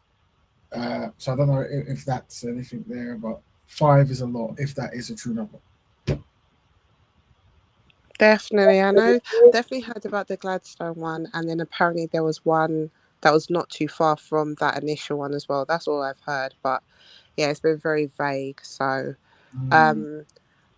it's just been good that, because when the police are ready, they seem to have their ear within the community. They know what we're talking about, especially when it compromises something or they feel like it's going to be an uproar. Just like what Cal said, I think there is something to say where we're not hearing nothing clarified for police, even if they could just confirm, yes, there has been 5 bodies hanging, or actually no, that's a lie. It would be for like public interest for them to at least confirm some stuff like that. Yes. Which the fact that they've not done that does kind of raise suspicion, because especially recently, like for example, the guy that messed around with the little girl, schoolgirl, the police were quick to beg everyone to not act, leave it alone. They're looking for the child. Like all of a sudden, they had their ear firmly to the community, and knew how to quickly get on social media and do a statement within a couple of hours. So it's quite weird how it's been a few days. I'm hearing this and there's nothing from the powers that be. So yeah. So I think on the 16th of Feb, a 21-year-old man, big up only one Sosa. That's that. That's what she said, on the 21st of Feb, or 16th, sorry, the 16th 16th of Feb, a 20-year-old man, Walthamstow. Then on the 20th of Feb in Gladstone. Wow, so those are two that have been confirmed. But like you said, that the brother who was talking had mentioned about mental health. So I guess this is why we have to be sure, because I think that they're waiting for us to just while out, and then all of a sudden when the damage is done, they'll just say, well, this is ridiculous, this wasn't even true. Or so this is why I think it's just unusual how they've just not made clarity properly. But big up sis for getting that information. Big up sister, like Betterment to her. Yeah. And then obviously we moved on to the views of the black people towards black children identified as trans. And I was saying it's interesting because I was searching for the content. I didn't see one pro kind of like, well done in the transitional period of the parents accepting and pushing their son out publicly. I see a lot of people saying that you're doing a lot, you're doing too much, and it should be a private family affair. There's also a bit of issue that the mother of the child isn't best pleased with what's going on, but her opinions haven't been allowed to really be heard or expressed or even taken into consideration. So yeah. And I just want to big up Cal and yourself, because I like the way Cal mentioned that, we need to make clarification that these are unsynchronized women, and in fact the actual biological black mum is against this. But I think it's another truth that should be said as well, is the fact that the person who makes the money can create the narrative, and we all know that he's the person with the money.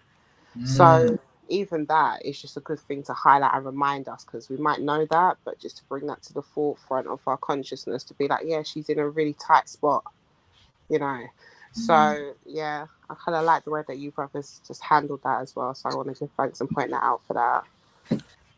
Yeah, definitely. We always want to highlight that Brother Carl said there's a synchronized and unsynchronized woman, and we always want to establish what works for black people's collective best interests, you see. And we have said that at some point, I will be inviting any kind of because one thing is I didn't get all the videos, but when you hear obviously there's going to be a lot of loneliness in the LGBTQ community, within the fact that there's obviously a separation between the black and the non-black, but then maybe some rejection that some might go through because of certain practices and certain cultural norms, maybe, right? So one thing, we never want to add to anyone's woes, and if you're a person who grew up in the body of a man and you feel like you're a woman and vice versa, this must be very confusing and it must be very sad at certain points. So we don't want to add to that, and we're more than happy to hear your narrative. But I guess the issue we're saying here is the speed of which things are happening and the complete control, and how kids' personal life being put out there, and kids given a full 100% leadership over the choices they make. When we looked at other trans identities, i.e. racial trans, as in I'm a black person, I want to be white, and we usually talk people out of that. We go, that's not going to happen. That's not going to happen. Or maybe I'm a trans financialist, well, I'm a poor person, but I want to be seen as rich and people give me free stuff. We talk them out of this, you see. So there's a lot of these trans words flying around, but the one that seems to be dominant now is, men transition into women. And that was another thing I was trying to say. Now you can chime in on it if you have anything at all. That it seems to me that from optical standpoint, it's a lot of men, black men, or just men in general, I should say, transition into women. And I do sense there is a kindness from many women to want to be inclusive and kind and this kind of stuff. But if women already have challenges in representation in many things, and men less so, and then men are transitioning into women and then being seen in women's spaces, could that mean that women are now getting less representation time because of this? Or maybe I'm wrong. Maybe there's actually more women transition to men. But I don't see them in the toilets. I don't see them in spaces. I definitely don't see them dominating in any sports and stuff ever. So I don't know. Maybe I'm wrong. Yeah, but to me, there's two questions on this. It's like, how many, if you look at just the trans community, so I'm not talking about all the other letters, but just the trans, how many of them are actually black? I think the ratio on that would be a lot more smaller than the representation that we see every time we see anything to do with trans. There's always a black person there. I don't think that that's the case when you see the majority of trans. I think people would be surprised to see how many of them are black. So I think that that's just another thing to put out there, because we know that as black people, don't matter if you put a trans in front or behind, the word black's still dominant, and anything that black people put their foot in or speak up on is a trend. It sells. So why would that be different now for this new fad? And I don't mean that in a disrespectful way for anyone who genuinely is going through it, but it is coming off like a fad to a lot of people and confusing. So to me, that's just like that just no brainer for me. That's the way I see it with that. But there is something to say that, like you said, if it's a lot of men transferring to women in the black community, then what's the psyche? I get, and I hear you when you're saying that, you know, they're taking up a lot of black women's space and that. I don't know, I think maybe in media, but not in my personal life. I don't feel it, but perhaps in media, but there's a question that needs to be said, that what's going on with a lot of the psyche of these black men who want to be women. Yes. You know, I mean, there's a lot of questions here that ain't getting answered, and I think or getting questioned. So there's a lot in this as well, because again, this is what I'm saying. If it was that much of a pandemic, I think these questions would be getting asked. I think a lot of people would be looking around and being like, "Rah, like, you know, my brother, my uncle, my friend, everyone's turning." But obviously, the facts don't say that. The facts say that black people are probably the most least in the trans community. The only time we see black and trans as the forefront is when it's media and getting sold to, just like everything else. So you know what, sis? Also, I believe we have to look at this as the strategy of the brown paper bag technique that was used, because we want to be closer to white people, right? And in order to be closer to white people, you have to be in the LGBTQ community. You have to be, you know, a feminist, not African womanism, but European feminist. And you have to be a minority as it pertains to the non-whites. This is like the brown paper bag effect, man. And I don't think we're realizing it. It's just a different name. And it's, you know, being oppressed all the time, as you know, if this is going to let me not get oppressed and be closer to the white, then I might as well be homosexual. Even in UK, there's a lot of our people that are claiming to be homosexual to get a flat or a house. Yeah, or even prison, to get to go into a female prison and not a male. Look at what's happening in the news recently. Yeah. So you know what I mean? And so you're absolutely right, bro. And I think on top of, while hearing you say that, it just made me go back to, what was we talking about? Wade, Dane Wade, the guy of the Gabrielle Union. That's exactly what you're talking about. That approximation to whiteness or white supremacy, or privilege, or now being the token black guy that every time something happens, you get awards. Do you know what I mean? You and your wife get to get flyed here, and you're in the front, and you're getting praise. There's all these white people. You're probably getting accepted to all of these different shows, front rows in the Oscars. And do you know what I mean? You're now a pet. You're now, in their good books. So there is something to say to that. Yes, I mean, and this is interesting because if you break it down, they got an award because the daughter and the son and stepson to the couple identified as a woman, and then they came out and said, girl, sorry, this is our daughter now, and we dress him like a woman, a girl. Now, I think that, and the awards are given, just like when we looked at awards given to black men who protect white men from being attacked after they've attacked black women and stuff. We see awards being given, and that was funny enough. Something. Let me download that as I speak. But speaking of awards and recognitions, I forgot to download. I'll download it now. I'll put it in a bit. But where I was going was we giving out awards for certain. When I said that, if we're not spelling things out, we'll lose. And what I mean by that is, it should be a given that black couples are important to communities, but because we're way past that now, we might have to start giving out awards for black men who marry black women, as in like if there's a prominent person like the Black Family Award. So you won't bait up like that, but you might do like, just say there's a black man who's successful, a black woman successful, and they're married. You might go, let us give them an award or a recognition or a social bump, or you know, like this is a black couple, because that's what seems to happen here. This family have won awards because they've openly allowed their son to identify as a girl. Yeah.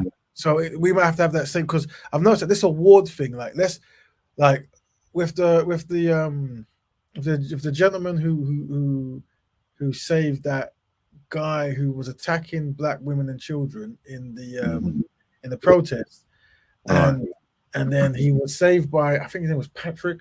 I invited him to the show, but he didn't really get the message. Oh yeah, I know you're on about. Yeah. He looks like one. He looks like one of our heat. Khalid Abdul Muhammad. He looks like man. I know you're on about. Exactly, right? Yeah. And I remember, and I was thinking, they gave this guy an award. Big up to the brother. They gave this guy TV appearances, men's magazine, macho magazine, all this kind of stuff, right? And the award was for stopping a racist man who was unrepentant at attacking black women and children. And I'm thinking, and he went down there to cause harm because he didn't like Black Lives Mattering, this kind of stuff, right? Yeah. They never got a quote from him saying thank you because he wasn't thankful. But it's very interesting that. But what I'm saying is this award thing, maybe we need to start using it more as a structure, you see, like an award, like, and it's the things that we most value. So black economics, black family, and really spell it out. Really spell it out. That's the wrong one. Yeah, he's gonna have to, and it's a good idea, brother. As I was saying, that we, you know, anytime there is a constructive black family, as you always say, reward. Anytime the black man and the black woman are debating and they don't use profanity or fall into any derogatory terms, but they use codified words to describe each other, like unsynchronized, award again. You know, I'm on board with that, man. Award. Anytime it's a synchronized task, an action, or a comment that we do, we must get rewarded for that. Yes. Let me. I think if you give 17 seconds, let me open it. Stop share, and by the time I find it, it'll download. So it's oh, there we go. It downloads. Where are you now? Oh, arranged by date modified. That might help. I think this one. Yeah. So this is not necessarily a award, but this is to the. Let's see if you can pick up on this. So just brother. So naturally, I get algorithms, but I just want to have this. What you think of this? This man hugged his brother's killer, an act that sent shockwaves around the globe. Amber Geiger, a police officer, found guilty of murder for shooting a man in his apartment. But in the middle of the court case, the man's brother did the unthinkable.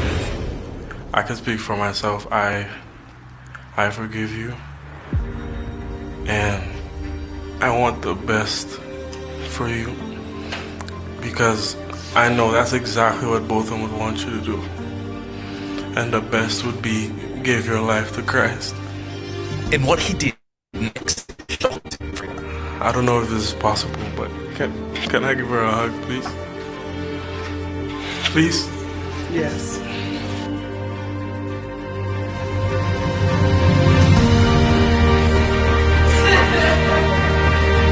His actions were televised all over the world, and many people were inspired by the moment. You see, times like this, unsynchronized just doesn't seem harsh enough. You see what I'm saying, brothers? but here's the angle I want to. The big embrace, brother Raven. The tight squeeze as well.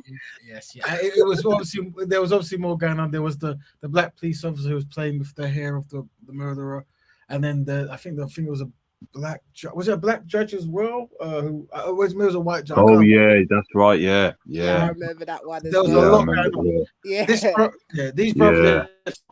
They're from St. Lucia and they moved to somewhere in America. And what happened, for those who don't know, his brother was in his house relaxing and watching TV, enjoying his life.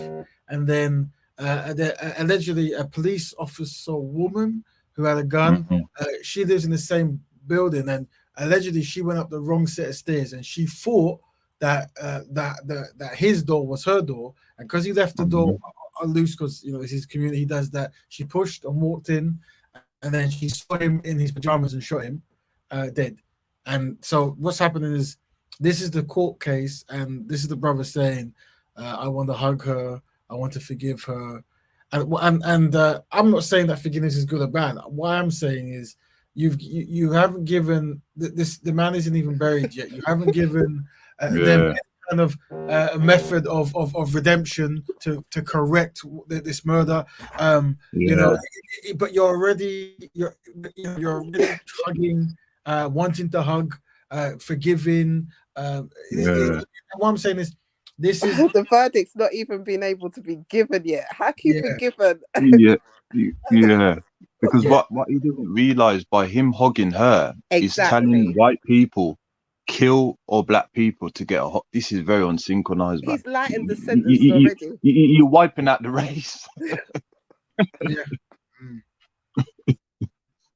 So what I'm saying is, this behavior you see in, but to be honest, once again, I wasn't talking about this to necessarily talk about the brother and he's obviously confused, unsynchronized behavior. I'm talking about, this is now a European Christian.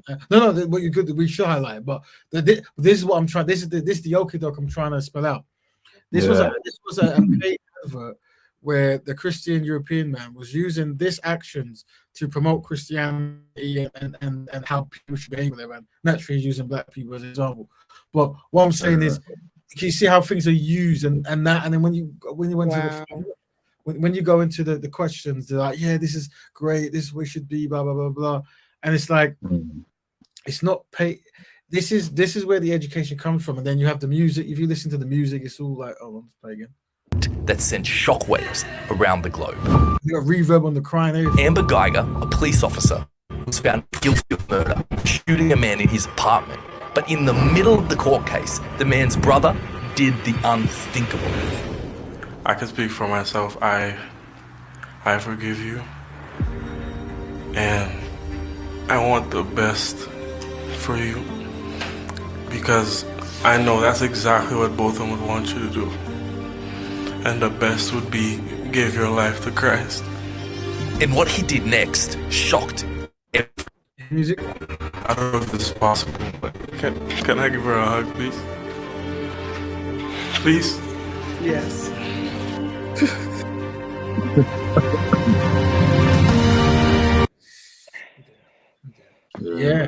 Yeah. So, but what I'm saying is, this behavioral pattern, it isn't just, this you can see this across the board and everything. This is, and the award ceremonies, the music, just the way the media is set up.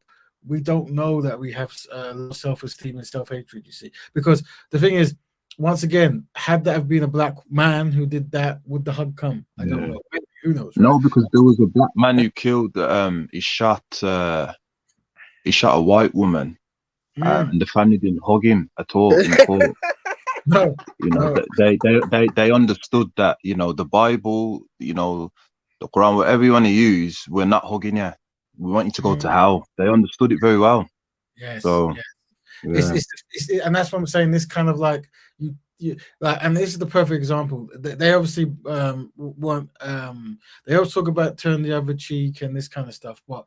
When 9/11 happened, and they said it was done by bin Laden in the cave in another country or whatever, that they did not want to forgive that story. That the people that they blamed for that terrible incident, they did not want to forgive the people they were accused of doing it, right?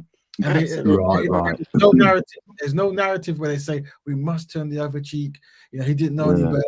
They go, he must die. He must die. Yeah. Even look at Shamina. Yes, forgiveness. Yes, no forgiveness. And she was a child. She was groomed. She was groomed as a child. Lost all her babies. Yeah. Yes. They don't care. Funny enough, a new story will be coming out soon. There's an American police officer who was having sexual relations with multiple police officers on duty in the I've been trying to look into this one. Yes. I've not seen. The reason why this is important is because now that all the police officers have been fired, they're showing, because I think it was 3 black men and maybe a white Latin man and maybe some other one, maybe some, I can't remember, right? But they seem to only be showing the black men, and I think she's now going to say that she was manipulated into this kind of behavior, whatever it is. And what I'm saying is, they're already showing merciful ways towards a police officer who admits that she was, having sexual relations with police officers, multiple on duty and this kind of thing, right? But they're not affording that to the Asian, obviously, lady who was a kid, 15, manipulated by gruesome men, whatever it might be. So I don't know. It's on code, another example of being on code. Yeah. Even the one with the recent one with the officers, the 5 officers who attacked the black man. I can't remember if he passed away or not, but there was a white officer, wasn't there, that was never really shown. Or that's right, yeah, with glasses, yeah. So in every way they protect themselves, or we just don't see it. They do it obviously as well. We just don't see it. It's only when you pick it apart. We could keep going with the untold amount of stories where they stay on code when they've done the unthinkable. The man is in his house, in his own house, in his pajamas. Yes. So passes away, and then your brother hugs the murderer. This is unheard of. Now, so the advice I give to all black people when you're trying to communicate to other black people, or just anyone in general, unfortunately, I don't recommend you ever use black people as an example. What I mean by that is because in the minds of black people and non-black people, black people are so easily disposable that they'll be that they automatically go in, so you can't use the analogy. So what I do when I was debating, I can remember an example of I won't say the name, but there's a European Muslim gentleman, and he was talking with a South African gentleman who was into porno, and he married a European lady, and I remember they wanted me to openly condemn the freedom from Nat Turner. They wanted me to say that it was barbaric because the enslaved people killed women and children when they broke free and this kind of stuff, right? And that was the emphasis. The emphasis was, you're a bad person, Raven. You support these killers killing innocent women and children. So I said, hold on. The only way we can do this is you, a European person, if your people were enslaved, and your sister, your father, your mother were raped, robbed, and killed. You were enslaved. You were put in the heat to work. You watch people die, and this was happening for generations. Are you telling me that after being treated like an animal and driven mad, that when you break free, you're not going to kill everyone? There is no chance that you might kill. And he goes, no, you are killing anyone who did that to my sisters and brothers. So this is what I'm saying. It's like when they were talking about black people being treated this way, you should be kind to your oppressors. You're the wrong one. When you tried to break free and kill these people, shame on you for killing them. Was there no more peaceful way you could have got free, whatever? But when you put them in the same predicament, you go, what if that was your brothers, your sisters, your mothers? He said, I'll kill everyone without question. Yeah, and this happens a lot. And that's why what you do is take the non-black person you're talking to and put their sister, their mother, their brother, their neighbor in it, and go, what would you do? If this was you, how would you do it? And then you find that it completely changed the narrative, because then they start shaking. They start thinking, oh my days, I would hate that to happen to me. And that's because, like I said, black people are very easily expendable. There's a video we showed about black people in South Africa looking at poor South African children, like a village was of poor white South African Boers, they call them, and the black people. They're like, I can't believe these people are going through. I can understand black people going through pain, but not white people. Oh my goodness! And this is what's been trained. Now, this has been going on for generations to the point where it's ingrained in the fabric of culture. That's why you can't allow people to talk about love has no color, this kind of stuff, because the market has already happened. You see, so the same with the Ukraine war as well. They're like, this can't be happening to white blonde hair and oh, you remember that? Yeah, all that. Right. Yeah, So that's not good. it really happens. So I recommend whenever you give examples, reverse the roles because people don't respect black people enough to take anything serious, but they respect themselves or they respect non-black people. So see how they get from that.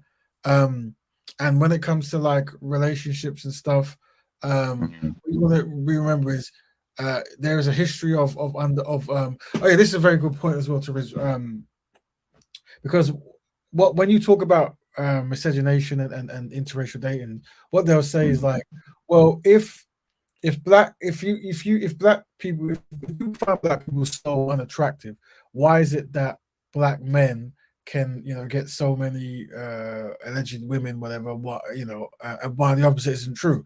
So here's the way I'll present it. First of all, you start by saying, as a black man, if you're a black man, that naturally you find black women attractive. You start that way because obviously where you're going to go, we have to unpack it.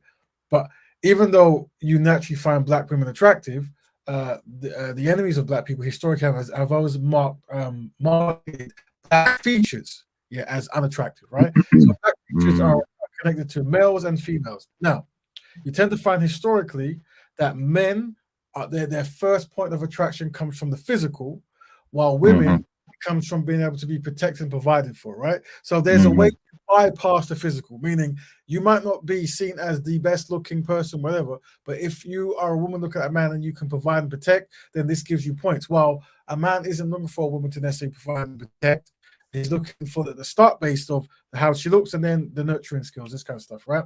So from that dynamic, black women are at a tremendous disadvantage in the dating market because the black phenotype has already been demonized, you see? And so when you look at the data, that then co-signs the fact that on dating apps and that black women are the least liked, right? Yeah.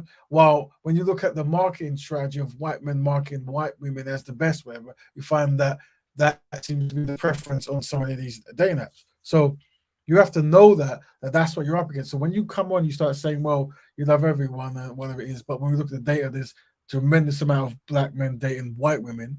And then when the more black men become higher providers, meaning, they make lots of money, then that increases through the roof, right? Then this can no longer just be a natural thing. This has to be part of the historical plan of what I call gender genocide.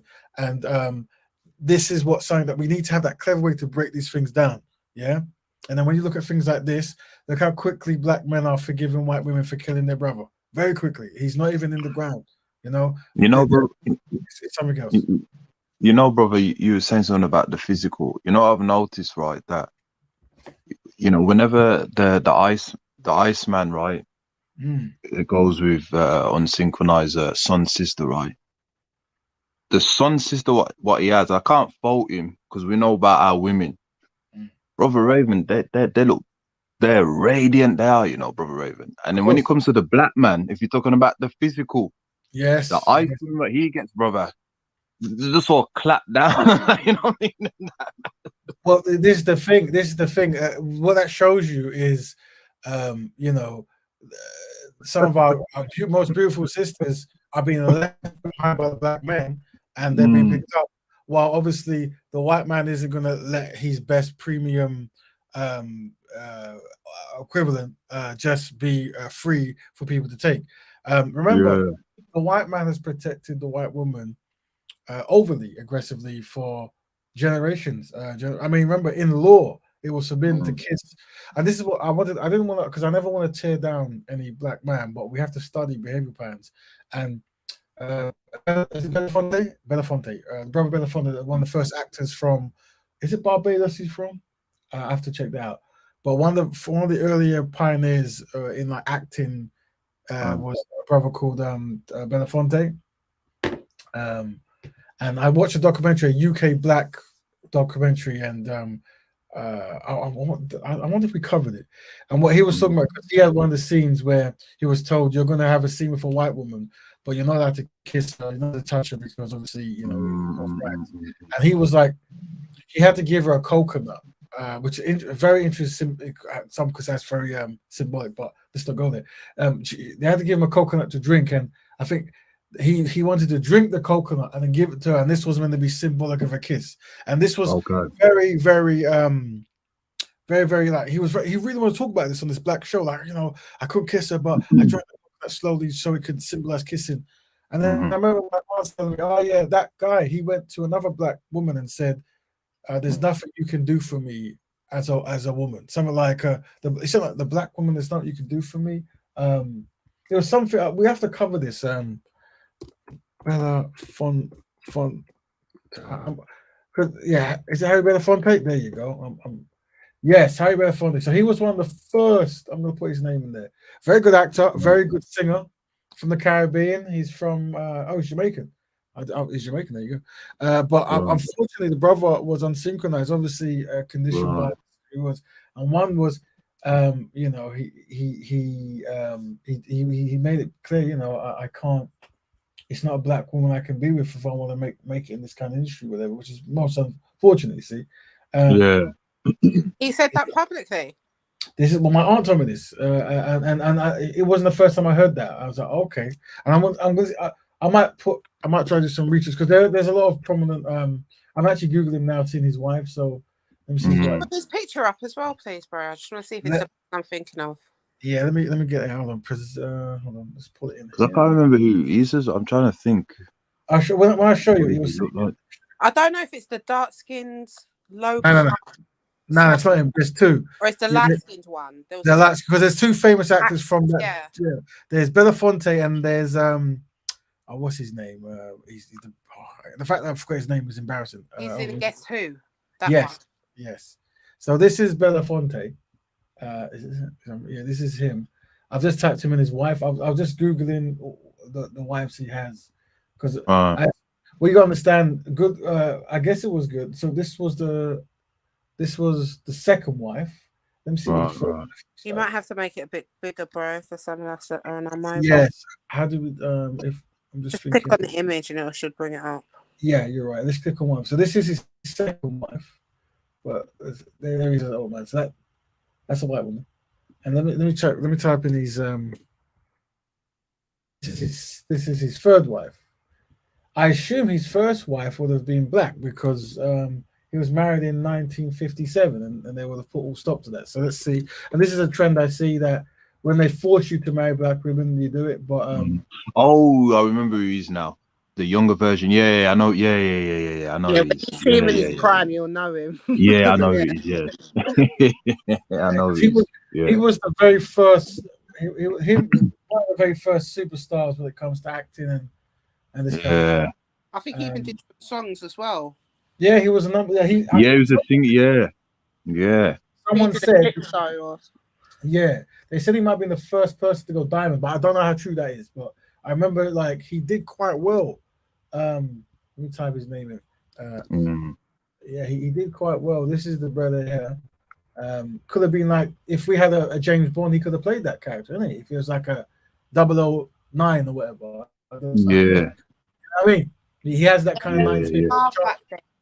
That's why we got to give up to Richard Roundtree. Shaft. yes, Shaft. Yes. Yeah, man. And this is cool. This is the two famous guys from that period. The first two. But yeah, because I watched a documentary and he obviously was talking about black achievements, and he was, he seemed to be insinuating that, kissing a white woman was an achievement. I was like, okay, this is so. Once again, it's about optical. Like, oh God, we need to, But once again, it's not like you can really blame because at the end of the day, growing up in these environments and what people go through and how they're conditioned. Yeah, but bro, you'll have somebody else who would have been. We've got people from them times who would never speak like that about a black woman. Of course. I mean, and I hear you because, like I said, I recognize the guy. You know what I mean? Like I said, I came out of the tune. I understand how he's praised. I know what he's done, achievements and things like that. But at the same time, that's a heavy statement. Even no matter how long you said it, even the fact that you probably said it back then on top. When you would have known you're closer to the truth. It was overtly in your face. And you say that about a black woman. I don't know.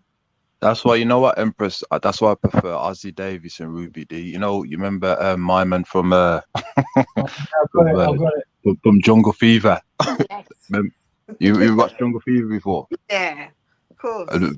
Around the table. Okay, so let me give you some context. This is Eartha Kitt. Now, Eartha Kitt was the first black woman to play Catwoman. Black woman Catwoman. Yeah, she was. This is back in the 1960s, and she's a famous singer and actor. Very, very, very prominent woman. She Very quoted by beautiful saying, woman. "Yeah." He said to her, "No black woman can do anything for me." And then she said, "There went my heart into my feet" when he said that to me. So she said that. So he said that to her. Yeah, he said it to her. She was one of the in the 60s. She was very famous. She was a pin-up. She was like, course. And she wasn't even worthy. Imagine. So this was Catwoman. If those who watched Batman as a child, she was a. So if ever you see today, there's a new movie out, and the Catwoman. Definitely watch Batman. This was the reason why Catwoman became black, because of Eartha Kitt.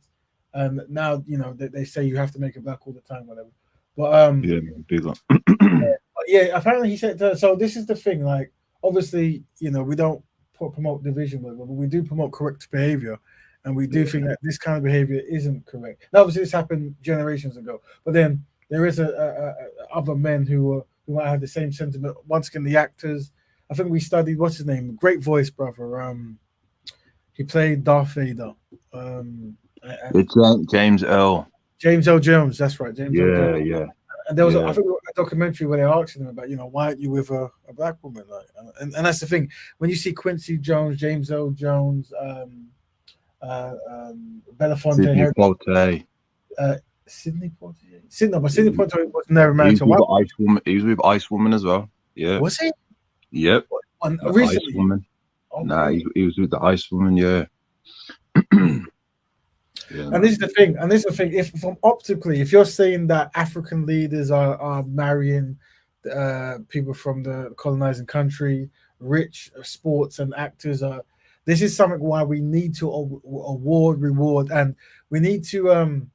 I know it sounds very shocking and devastating, but it should be a comfortable thing. You should be comfortable, like especially when you're because these brothers, they were actually in on the civil rights. They were getting their pictures taken on the civil rights. You see, they were, yeah. So yeah, it's very shocking, really. It is, man. Look at that there, man. So this would have been when he was married. So, and I think what's his name as well, the Sammy Davis Jr. Yes. Oh yeah, he definitely was very unsynchronized as well. The one that was part of the Rat Pack. Yeah. Oh yeah. Yeah. I don't expect it a bit less that way. But with him, the Italian gangsters forced him to marry a black woman. You see, they forced him. Yeah. So what happened? They didn't force him too much, though, did they, brother? What it was is he was dating he tried to date a Swedish woman back when the Italian gangsters were funding her movies, as in they had a lot riding on her movies, and they knew that if it came out that she was with a black man, no one would flock to the movies to see her. So they found him a black wife, and they made him get married. And they said, "You don't go any next to any kind of white woman." And I think he waited until something, a couple of years later to get divorced to marry a white woman, whatever. But this is not good. It's not a good look. You see, it's not a good look where you have gangsters forcing you to marry your own woman. Yeah, it's just not a good thing, really. Thank you for saying that, bro. Thank you for saying that. Yeah, and here's what it is, sisters. Yeah, I understand that amongst many black sisters, there is a respectability when you don't necessarily want to bring up or talk about some unsynchronized behavioral patterns that you find in many black men. But it is the job of our black men to tackle this. But you feel free, you could bring up for us to bring up. But I won't be skating over it. Like, I'm well aware of a history of unsynchronized behaviors from black men, but I understand the rule of it. You see, as we all do, we understand the rule of it, and we understand that once again, rewarding unsynchronized behavior will do this. Giving more. I think we've heard football players saying that if I married a white woman, I'll be on more magazines. This kind of stuff, right? Now, this is no reason to marry a black woman. Like, who cares, right? If your magazine doesn't make your own magazine, right? But unfortunately, it's all holistic. You see. Black people not making their own industries, not having their own magazines in masses, being rewarded by people who despise you, all this will create you hugging women who kill your brother. You not marrying sisters to be on magazines, eating coconuts on TV to try to symbolize kissing white women. All crazy stuff.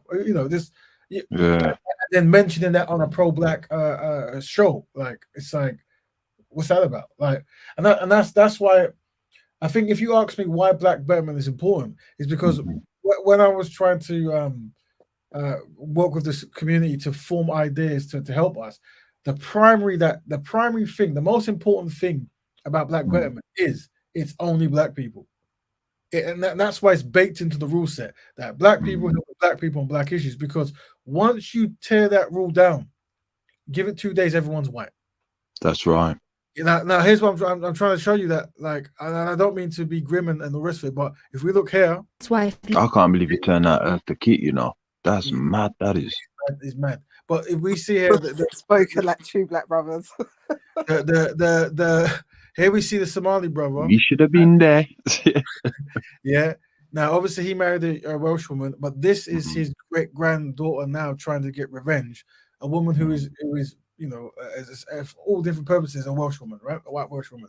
And this is the outcome of so many Black men who had status and economics a few generations back. And once you do not marry a Black woman, you're creating a template that your children will follow. And that's why I say, when you talk to Black men, especially those who are achieving stuff, ask them, if you're a Black man in your 80s, 90s, and you look back and all your family are white people or whatever people you're going into, are you okay with this when it comes to a method of fixing Black issues? If they say yes, then you know that their mind was never really there, because I don't understand how you can be pro-Black. You want to see Black people do well. Nowhere in a collectively inadequate state, but you're happy to have resources and assets that's controlled by non-Black people, it makes no sense, you see. And once again, when we broke down what was going on in Australia, in the Native America and stuff, it seems at this point that a strategy, but we need better ways of communicating. And I guess Black love and Black economics, I've pinned down. Those two things is something we have to work on. And the method of how to make Black men openly love Black women is key. I'm not saying Black women love Black men, because me personally, even though we have the swirling movement, this kind of stuff, I've always felt that from a collective standpoint, Black women have always known what time it is when it comes to how to create Black family, you see. They understood it. They understood the mission. And I feel that naturally the work was done more so intensely on Black men, and they were successful, you see. That, I'm going to try to get the data soon, but they're saying Caribbean men in England, you're looking at 60, 70, 80% not married to Black women. That's very high. So, Brother Raven, could we say that when we are tackling the unsynchronized Black men, and we could say, how would this synchronize the best interests of Black people? And if they make any excuses, then we throw in that strategy of what happens. It starts off Black, and then you elope with the white woman, and then that child elopes with another one, and then that I can't remember who it was. I know it's the same thing with Beethoven. I always use that analogy, but you've got another one as well. What's his name? Is it Dumas? Yeah, Dumas. Dumas. Sorry, Alexander. Yeah. Should we kind of promote that to the Black community, that whenever you're dealing with unsynchronized African descendants who are pro interracial relationship, that we say, how does this synchronize the Black community, and then use that format that you were saying? Yeah, no, I think we should. I think that's the thing. I remember being younger and skating over the importance of Black love, like just going, oh well, I'm sure there's things we can do, not to worry. But then the more deeper you get into liberation and ways of betterment, the Black economics and Black love is key, and they're also mutually exclusive. You see, they're separate sides of the same coin. Whatever, you can't separate them. Like, you need Black love and you need Black economics. You need Black betterment. And everything I've seen, from standing outside the government with fist up, and which is great, whatever, and hugging each other in the courts and all this kind of stuff, that is not going to liberate Black people at all. But once again, liberation comes from the mind, you see. That's why we need to have That's why we need to brand Black Love. We need to brand it, and the more we brand it, like we're saying, giving Black families, awards and this kind of stuff, the more the unsynchronized will feel a way about not trying to, force that agenda into Black spaces. You see, because unfortunately, like I said, you'll be at places like Speaker's Corner, and even you try to talk about Black love, and then you have people with an opinion, and they're trying to push this opinion in a Black space. So already, it's a behavior point that we need to really work on. I think just want to say something. Just looking in the chats, Poetic Empress says, I wish there was more convo about Black men need doing or what Black men need to be doing. It's always easy to down a Black woman. So yeah, I think you was kind of speaking to that. I think so agreed with that. I definitely have highlighted that as well.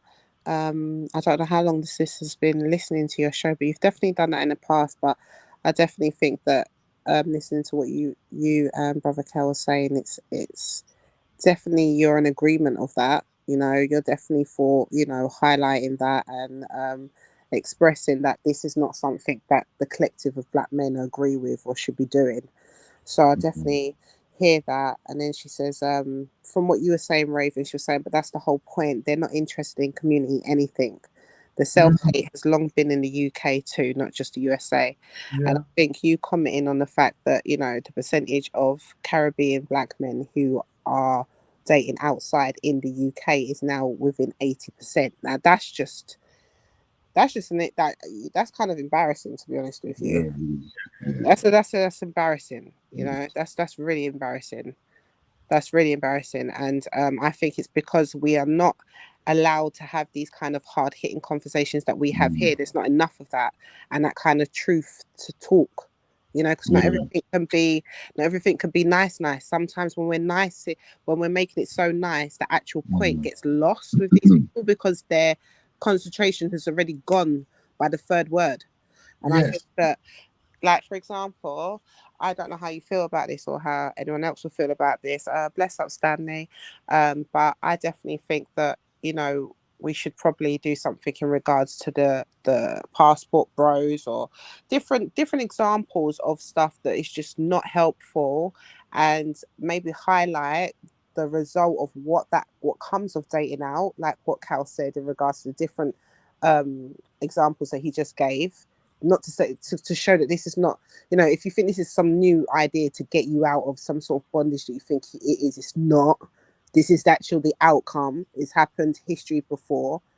Actually, the point of getting better is unity, Black love. But maybe promote highlighting the stuff that we're currently seeing again, a bit more of the negativity that we're seeing out there. There's loads to pick from, unfortunately, and just highlighting it and making that very clear again. Because again, and that's what I always said about you and Brother Cal and these kind of conversations. Right from the beginning, I was surprised that you was going to go with this, because remember I said that there is no voice that are males that talk like this, especially in the UK. So, it's only natural that the sister's going to have that feeling. It's only natural as Black women as a collective we're going to feel like that, because it's a consistent of these quote unquote statistics of going on a dating app and Black women are the least. Well, actually, who are the most men who are on a dating app? They're white males. White males are supposed to like their own. If this is nature. So technically that's going to happen. How much of Black people are in the UK of the percentage? Now put that down to a dating app. So, it's very easy to swing these statistics and make it seem a certain way. And what the result of that is a damning self-esteem on Black women. So I can see why she's saying that's not helpful.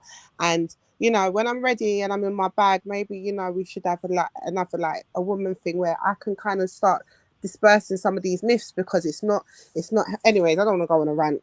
But I understood what I said in that anyways. Perfect sense. And like I said, my area of activity is focusing on men, and obviously women will focus on women. But what I would say is the strategy. I can tell you the strategy that I go by, because sometimes I like to play chess when I speak, because sometimes I start, some people think maybe the starting point of talking tactic might be a bit shocking, but we have to understand is when you observe if a pro-Black person goes into a natural black space that pretends they're pro-black or whatever it is, right?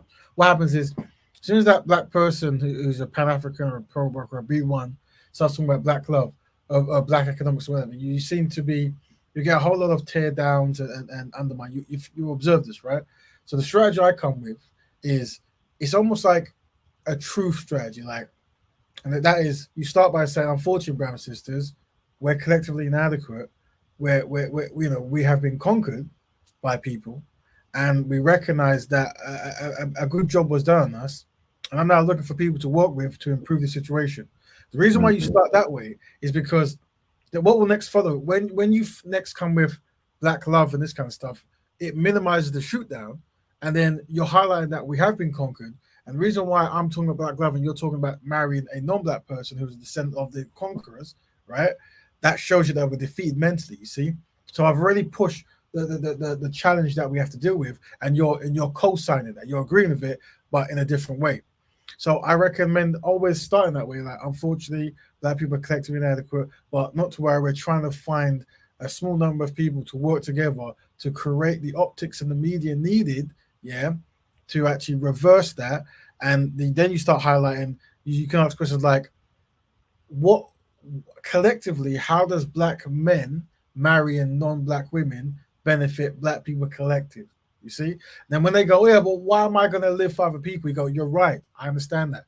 The people group who will dominate us, they've fed you that information, haven't they? Right? They've fed you that being an individual is better than being the collective, but they use the collective tactic to destroy you.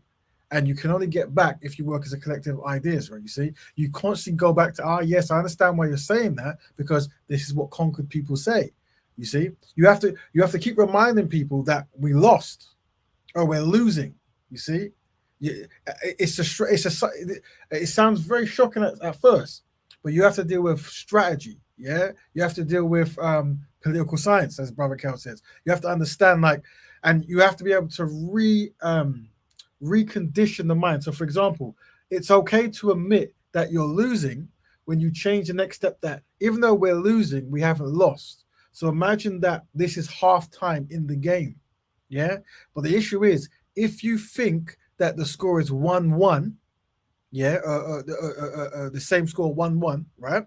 Then that means, or even if you think we're winning 2-1, that means in the next half, you're not going to make no effort. But if you're aware that black people versus non-black people or white people, whoever you want to do it, the scores is 17-0.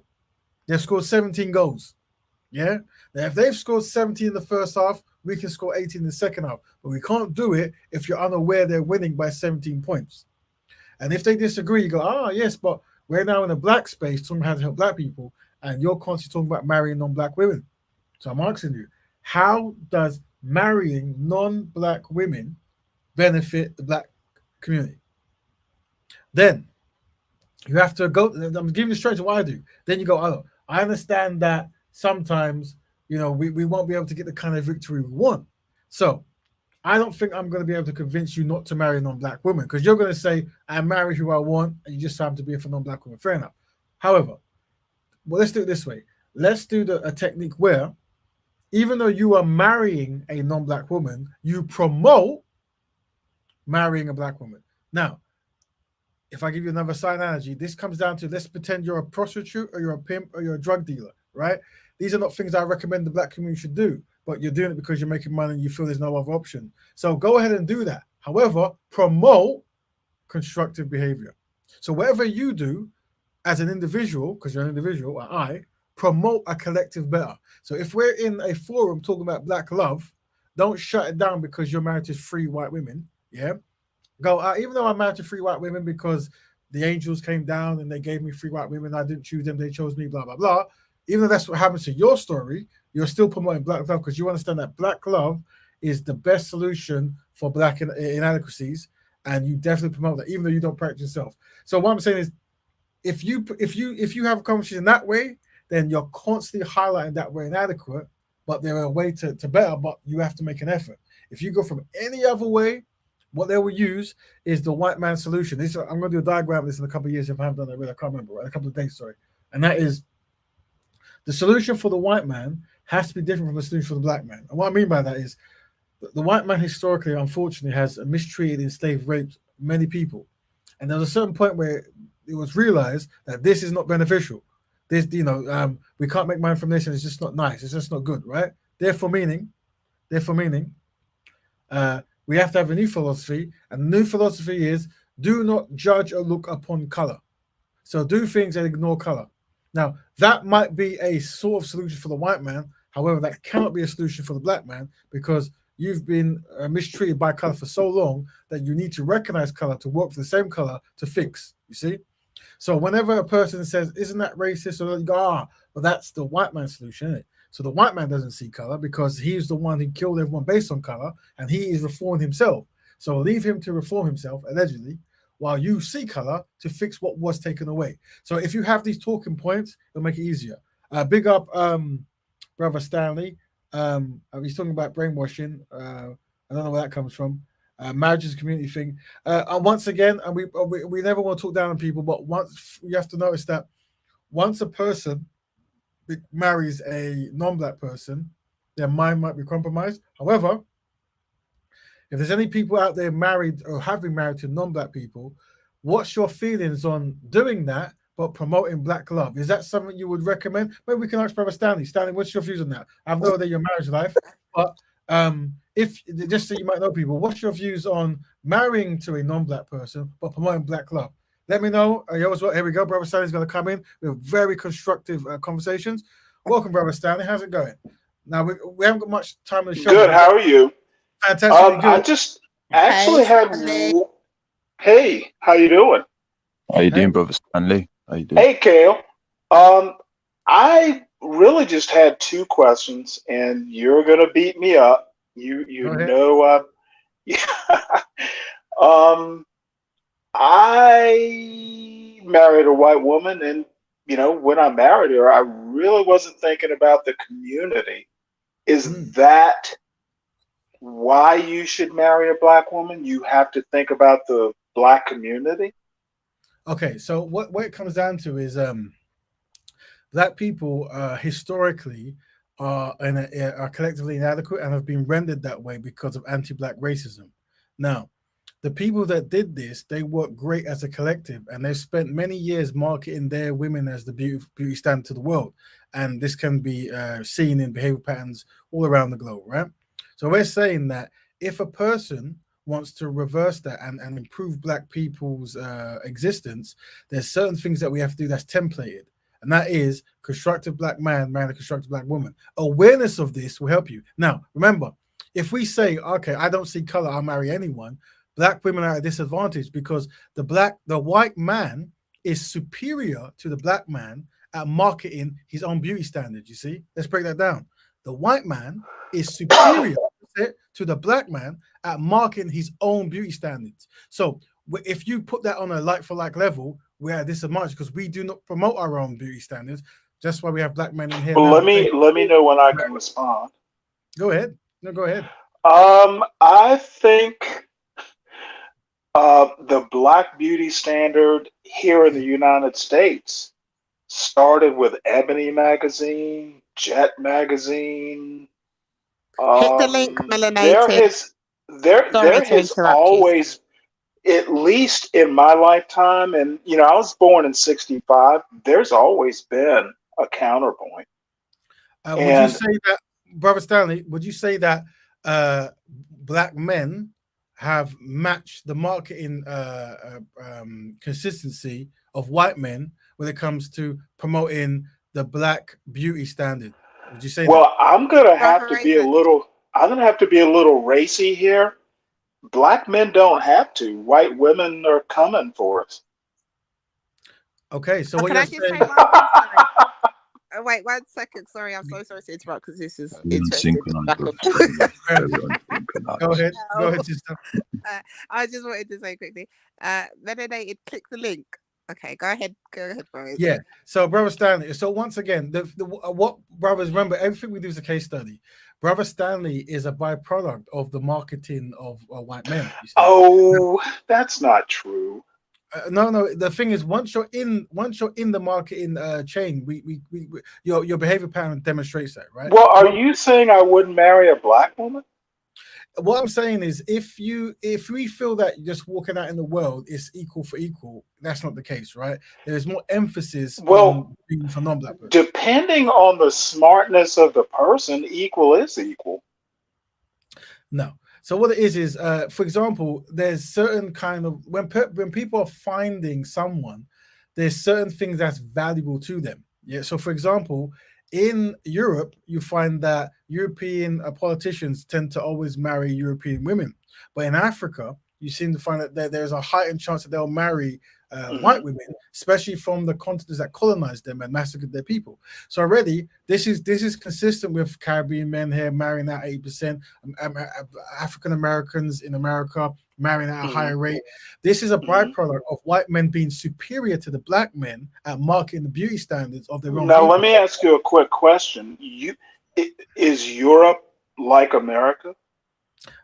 When it comes to white supremacy and marketing the white beauty standard, yes. So they're all in You know, I line. think America's way worse than Europe. Well, either way, the point I'm trying to push is the white man collectively is superior to the black man at marketing the beauty standards, and that might be a contributing factor of why you end up with a white woman. I don't. So is that how you should select a wife, based on the white man's oppression? No, how you should? Yes. Because it sounds like that's what you're saying. No, because manhood and warrior spirit is important. So what happens is when you go to Germany, when the Nazis were being massacred when the Jews were being massacred by the Nazis, they knew. You know, Jews are white. Once again, let me finish, because we're talking about two rivals going through a situation. You'll find that they will never speak about Jewish people marrying the people who massacred them, just like the Palestinians will never talk about marrying the Jewish people. So what it is understanding that before you marry the people who destroyed you, you fix your own people. But because black men, unfortunately, have been fed this propaganda, we've become collectively inadequate, and the superior marketing forces continue to do their stuff. That's why you talk like the way you talk now. You will never find a Jewish person or a Palestinian person do the same thing. That's because they are mentally more superior at actually marketing themselves. They have a higher love for themselves. They are mentally more superior at something. Yes, of course. Now, remember. So that is such a problematic thing to say. Let's break down. Now, what the family mentally superior. Let's break it down. Interesting. Let's break it down. The family. Remember what's happened. Brother Stanley is a brother, but he's like many other black brothers. They'll come onto black platforms with this kind of like gusto of promoting miscegenation, right? Like, ha ha ha, this kind of stuff, right? Well, no, I'm not promoting it. No, let me finish. But then what you do is you give them the reality that actually they are a byproduct of a superior man marketing his ideas. And right now, by doing this, you're upholding those ideas. So do you want to join a collective to try to tackle that rather than be subservient to those ideas? And then the narrative changes, you see? That's how you control a narrative, because this does not make sense in any other paradigm. You will never get a Palestinian coming on a Palestinian Betterment show talking about, aren't those Jewish women wonderful? Let's marry them. Let's marry the Palestinian women. But anyway, we're going to add. Can I respond? You can, but welcome Melanated Goddess Black Betterment to you. I just want to say, I think, I've been calling into your show for quite some time, and we know that I'm not on code. But I think you also kind of belittle my point of view. My point of view is that in my lifetime, in my country, in my situation, I get to do what I want to do. And I think, I'm not saying you're absolutely wrong, but I think sometimes you tend to be a little reductionist in the choices that Black people have. Now, Brother Stanley, before Melanated Goddess gives her opinion, let me ask you one question. It's very important because it's a case study. Even though you might practice miscegenation and find the white women, I don't practice miscegenation. It's not a religion. You might be married or have a girlfriend who is not Black. Used to. Well, let's pretend that you have or you're going to. Even if you do or don't do, let's say pretend you are right now in a relationship with a non-Black woman. Do you see a value if, even though you're in that, promoting Black love to the rest of the society? Do you think there's a value in that? Well, I think love, and you're going to kill me on this, but yeah, of course, Black love, if you love the Black woman. Now, hold on. So would you There's agree nothing. that even though you might be a misogynist and you're practicing that, you will work with other black I'm not veterans? practicing miscegenation. Okay, well, It's not a religion. If let's say you were, just say you were. Well, would let's you say I'm not. Let's actually Hold on. be I'm real trying to help about out. this. No, hold on. Men don't practice. Men practice they like pretty women.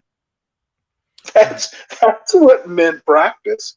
Stanley, the thing is, because we're inadequate, this makes sense. But if We are not inadequate. I'll break it down. Black people are not inadequate. Collectively, yes, we are. Let's break it down. If there was a man who found a woman who did things that he wasn't best pleased with prior meeting her, meaning she might have smuggled drugs all over the world, had sexual relationships with elephants, this kind of stuff, right?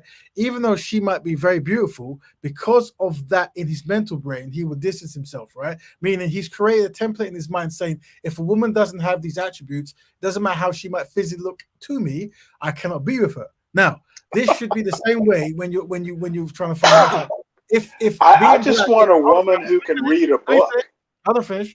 If being black is a primary, as in being black, because you can find someone you can synchronize with, you can find who goes through the same problems, and they're your people group, and you understand that collectively black people have no friends. If that was a template, then you won't have any problems. But what happens is you're creating your own template. That's because unfortunately the white man has marketed his women to you and he's successful. But Melanated Godless is here. Would you like to chime in? Well, I can't argue you down from this precarious ledge you're putting yourself on. Well, brother, like I said, remember, we're here to help black people. I don't know why you're here. But anyway, Melanated Godless, did you want to say something? Peace to everyone on the panel. I was saying I was in a noisy restaurant, so is the background noise too loud? It is. Yeah, we don't want you to get in any trouble if you're in a local place, but yeah, we can't hear the background. Is it really loud though, or is we it can hear tolerable? You can say. Okay. So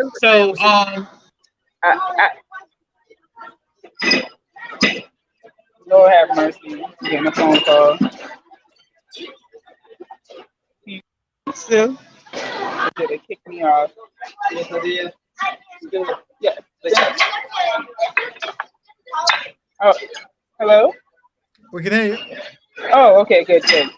So, I was really tickled by Stanley, who sounds like a man who, he doesn't stand for his community. He stands for himself and his individual interests and desires. And people like him need to understand that some people, their community is their desire. Their community is their passion, right? Other people that look just like them, that's what they're passionate about. It's not self and individual. Their individual self. So when they are looking for a partner, they're looking for a partner who shares in that same value, right? So therefore, we don't look at each other like we're speaking another language. Like for you, you're like, why would I only want a wife who's black?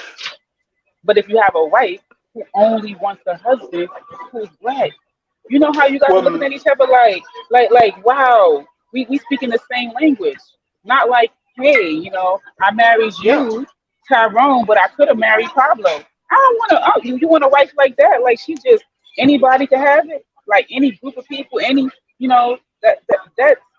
not it. That doesn't satisfy some men. Like that. Yeah, but no, some people like going to the Caribbean restaurant or going to the Indian restaurant. They don't want to go to a buffet. You like women who want buffet. Everybody. I don't like buffet food. It's nasty. I have no problems with anything you said. It all comes down to individual choice. Okay, so what we're saying, Stanley, and you've answered it already, but we'll ask one more time for the people viewing. Even though you might be in a non-black relationship, do you see a value in promoting black relationships? If that is your individual choice, of course I do. No, he's asking you. Like, if you have a white woman right now, like you're others, listen, that's a complicated story. Hold on. No, listen. No, I don't want you to go into the story. Just hear this.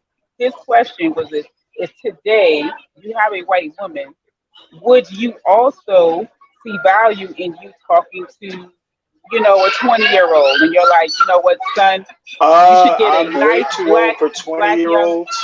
Oh my gosh, could But you stop with the ad let libs? me No, let me just let me just go ahead and say, let me finish, and then I will let you okay, do whatever. well, okay. The question is, just stop interrupting. The whole Having to question, parse out the even if noise. the whole question is that even if you had a white woman, would you still be able to give counsel to someone else and advise them to be with a black person? Would you be able to do Yes. that? Boom, shakalaka. There you go. Now, brother Stanley, can you see? Marry the person you love. Hold on, That brother. would be my advice. This is very unsynchronized, brother Stanley. That's not the same thing. That's not saying marry a black person. Oh, well, not marry a black person exclusively, like marry them only if they're black? That's not. Oh, yeah. No. Why would you marry a non-black? Duh. Love, duh. No, I don't know how I could love you if you're non-black. I don't understand how Well, I could that's fall in you. love with Again, an individual choice, ma'am. Okay, Okay, brother well, Stanley. let me Oh, ask my you a time. question. My time. Let me My answer your time. question, Stanley.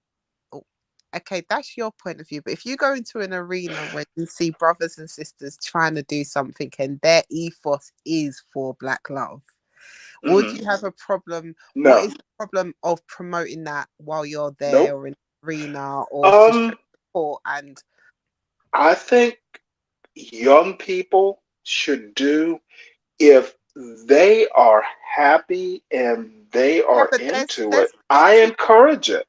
yeah, but there's plenty of reason why a young black man would find a black woman to be happy with, right? There are tons of reasons, infinite Exactly. reasons.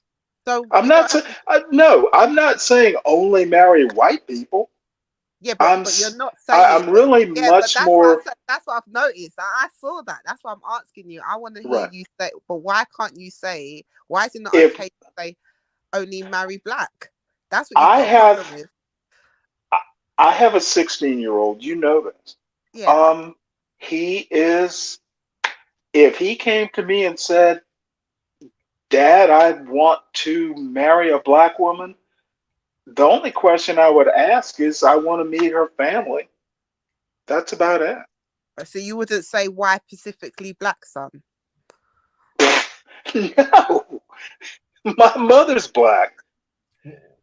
Most of the women I know are black, and they are awfully smart, awfully beautiful. Why would I do that? Now, Brother Stanley, I don't want him to move to Russia or, go to extraordinary circumstances, just to get a wife. But no, Brother I Stanley. have no problems. I'm Brother black. Stanley. Why would I have a problem with him marrying a black woman? Brother Stanley, can you see the screen at the moment? I can. Now, if you were, say, the black, obviously you're not a woman, but if you were in the position of the black woman or maybe the son, whatever, I'm not too sure you're parented, right? Would you be happy if you were creating an industry or a kind of franchise or whatever that If what? So if you were creating, say, an institution dedicated to helping black people, would you be happy if your great grandchildren were European, as you see here, they became white people and they owned it? Would that? You mean if they moved away from America? No, meaning that you have a son, your son marries a white woman, that son marries a white woman, and eventually your entire family are European, but they own the resources that you've made. I would not have a problem with it. And even if I did, what could I do about it?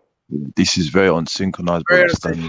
And Kale, no, I have to hear from Kale.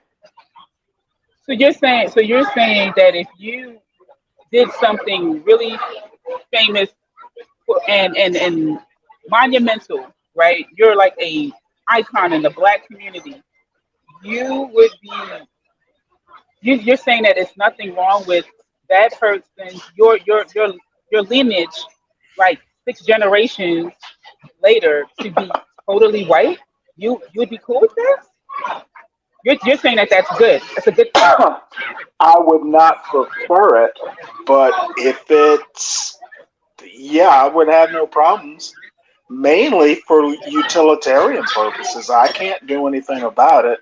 I would prefer not, but then What do you, so what do you think that so like how does that make you feel about the future of the black community? Like I mean everything. Like to like 50 years from now I or think the hold on, American let's say hold on, let me give you the answer. What are you responding to if I didn't ask the question? I'm like literally trying to form the question and you're Well, I'm just responding already. guessing where you're going with it. So, well, yeah, don't do that. What I'm saying is that how would you feel if, from where we are right now, 4 more or 5 more generations, the whole hip hop, like all of the rappers, all the R&B singers are like really, really voluptuous, good white ladies. Like there aren't any Beyonces, there aren't any Angie Stones and Sierras and Rihanna. They're all gone, and it's all the white ladies. Is that the sum total? You're not gonna answer my question. You're gonna ask me a different question. Is the sum So could you total please of answer what the it question? means No, could you answer my question? I didn't say sum total. you were No sum interrupting. total. No sum So total all nowhere. black people are defined by Beyonce? I'm saying I asked Really? you that wasn't my. This is a red herring. I didn't even say that. I asked you how would you feel about if the imagery of music that is predominantly produced by black people, the face of it would change to be a European Black look. experience. No, I'm not talking about the experience. In Why are you other renaming? words, I don't have music What's does wrong with not the words that I define black use? people, ma'am. What is wrong with the words I use? You're changing my point. Music? Well, you brought up You Beyonce, are not changing, me. but I didn't. I brought her up in a particular way that you're trying to change. Well, you know what? I'm just going to change it the way I want to answer You must it. have your dancing shoes I on. would be sad Stanley, 'cause 6 you dancing right generations. now. Yeah, because I'm not answering the way you wanted You're not answered. answering. Music No, you're dancing around does the not question. define American black people. Are you from Europe? Okay. All right, thank you, family. I would like to say though, sorry, sis, Melanie, do you mind going on mute? Oh yes. Sorry. I would like maybe I don't know if you wanted to, Brother Raven or Cal, to unpack that because I thought that was quite interesting. He the answer to Melanated question because he did say, Stanley, you did say that your preference would not want that outcome, which is very interesting. No, did no one else pick up on that? I picked up on that. Do you want to unpack that, Brother Stanley? So it seems to me that you prefer. Well, no, I think black people are special, but Frederick Douglass was half white. Booker T. Washington was half white. But let me develop my thought though. But let's not let him. He's gonna go down there. Yeah, all right, for real. I didn't see that. Well, let me make one final statement. Okay, go ahead. Music does not define ADOS. Now, Brother Stanley. You see, Brother Stanley. You see how you dismissed the black woman that Frederick Douglass was with, though. You see what I mean? You dismissed all them things. What? Yeah, you dismissed. She did. She wrote the letter for him to escape. She taught him many things, but you went straight to the ice woman when you forgot the sun woman who helped him to escape. And this is the thing, brother. You're unsynchronized, man. Very unsynchronized. Very unsynchronized, man. But so you did say that you would prefer.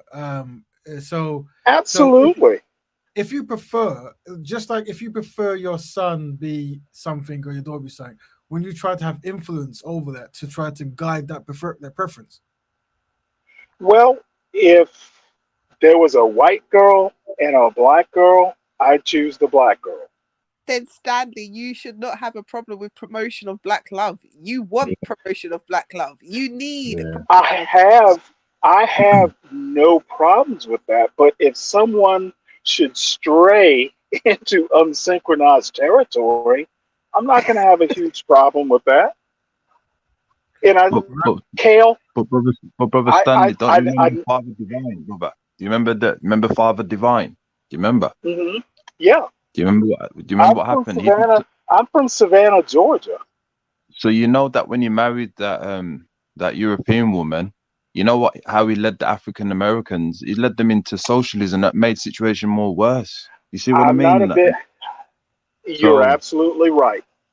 So what Brother Raven's saying, brother, from his diagrams and analysis, is that marrying at the race destroys the collective. In other words, brother, we're committing black genocide. I can see your point. Brother Stanley, I'm just going to use as a case study. Are you aware of the strategies in South America, Argentina, Brazil, to be civic, where their goal was to promote mixed relationships to destroy black people's biology, economics, culture? Yeah, very rare. Same thing happened in America. Right. So what I'm saying is, if you're aware that at one point it was a strategy, and now today it seems to be still going ahead, would you say there's a value in reversing that strategy? A value in reverse. You know, essentially, you're making an Ibram Kendi point. Do you hear what I'm saying? So let's break the diagram shows it here. So to destroy black biology, denigrate and destroy black people's family, phenotype, and biology, destroy black people's economics, denigrate and destroy black people's economics and self-reliance, and destroy black culture, denigrate and destroy black people's culture and identity.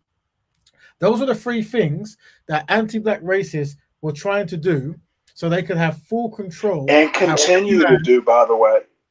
Okay, so what I'm saying is, if you know that we have a history of being victimized by these practices, do you think there's a value in the elite or the most smartest in the collective group to work together to reverse that? If they want to do so, sure.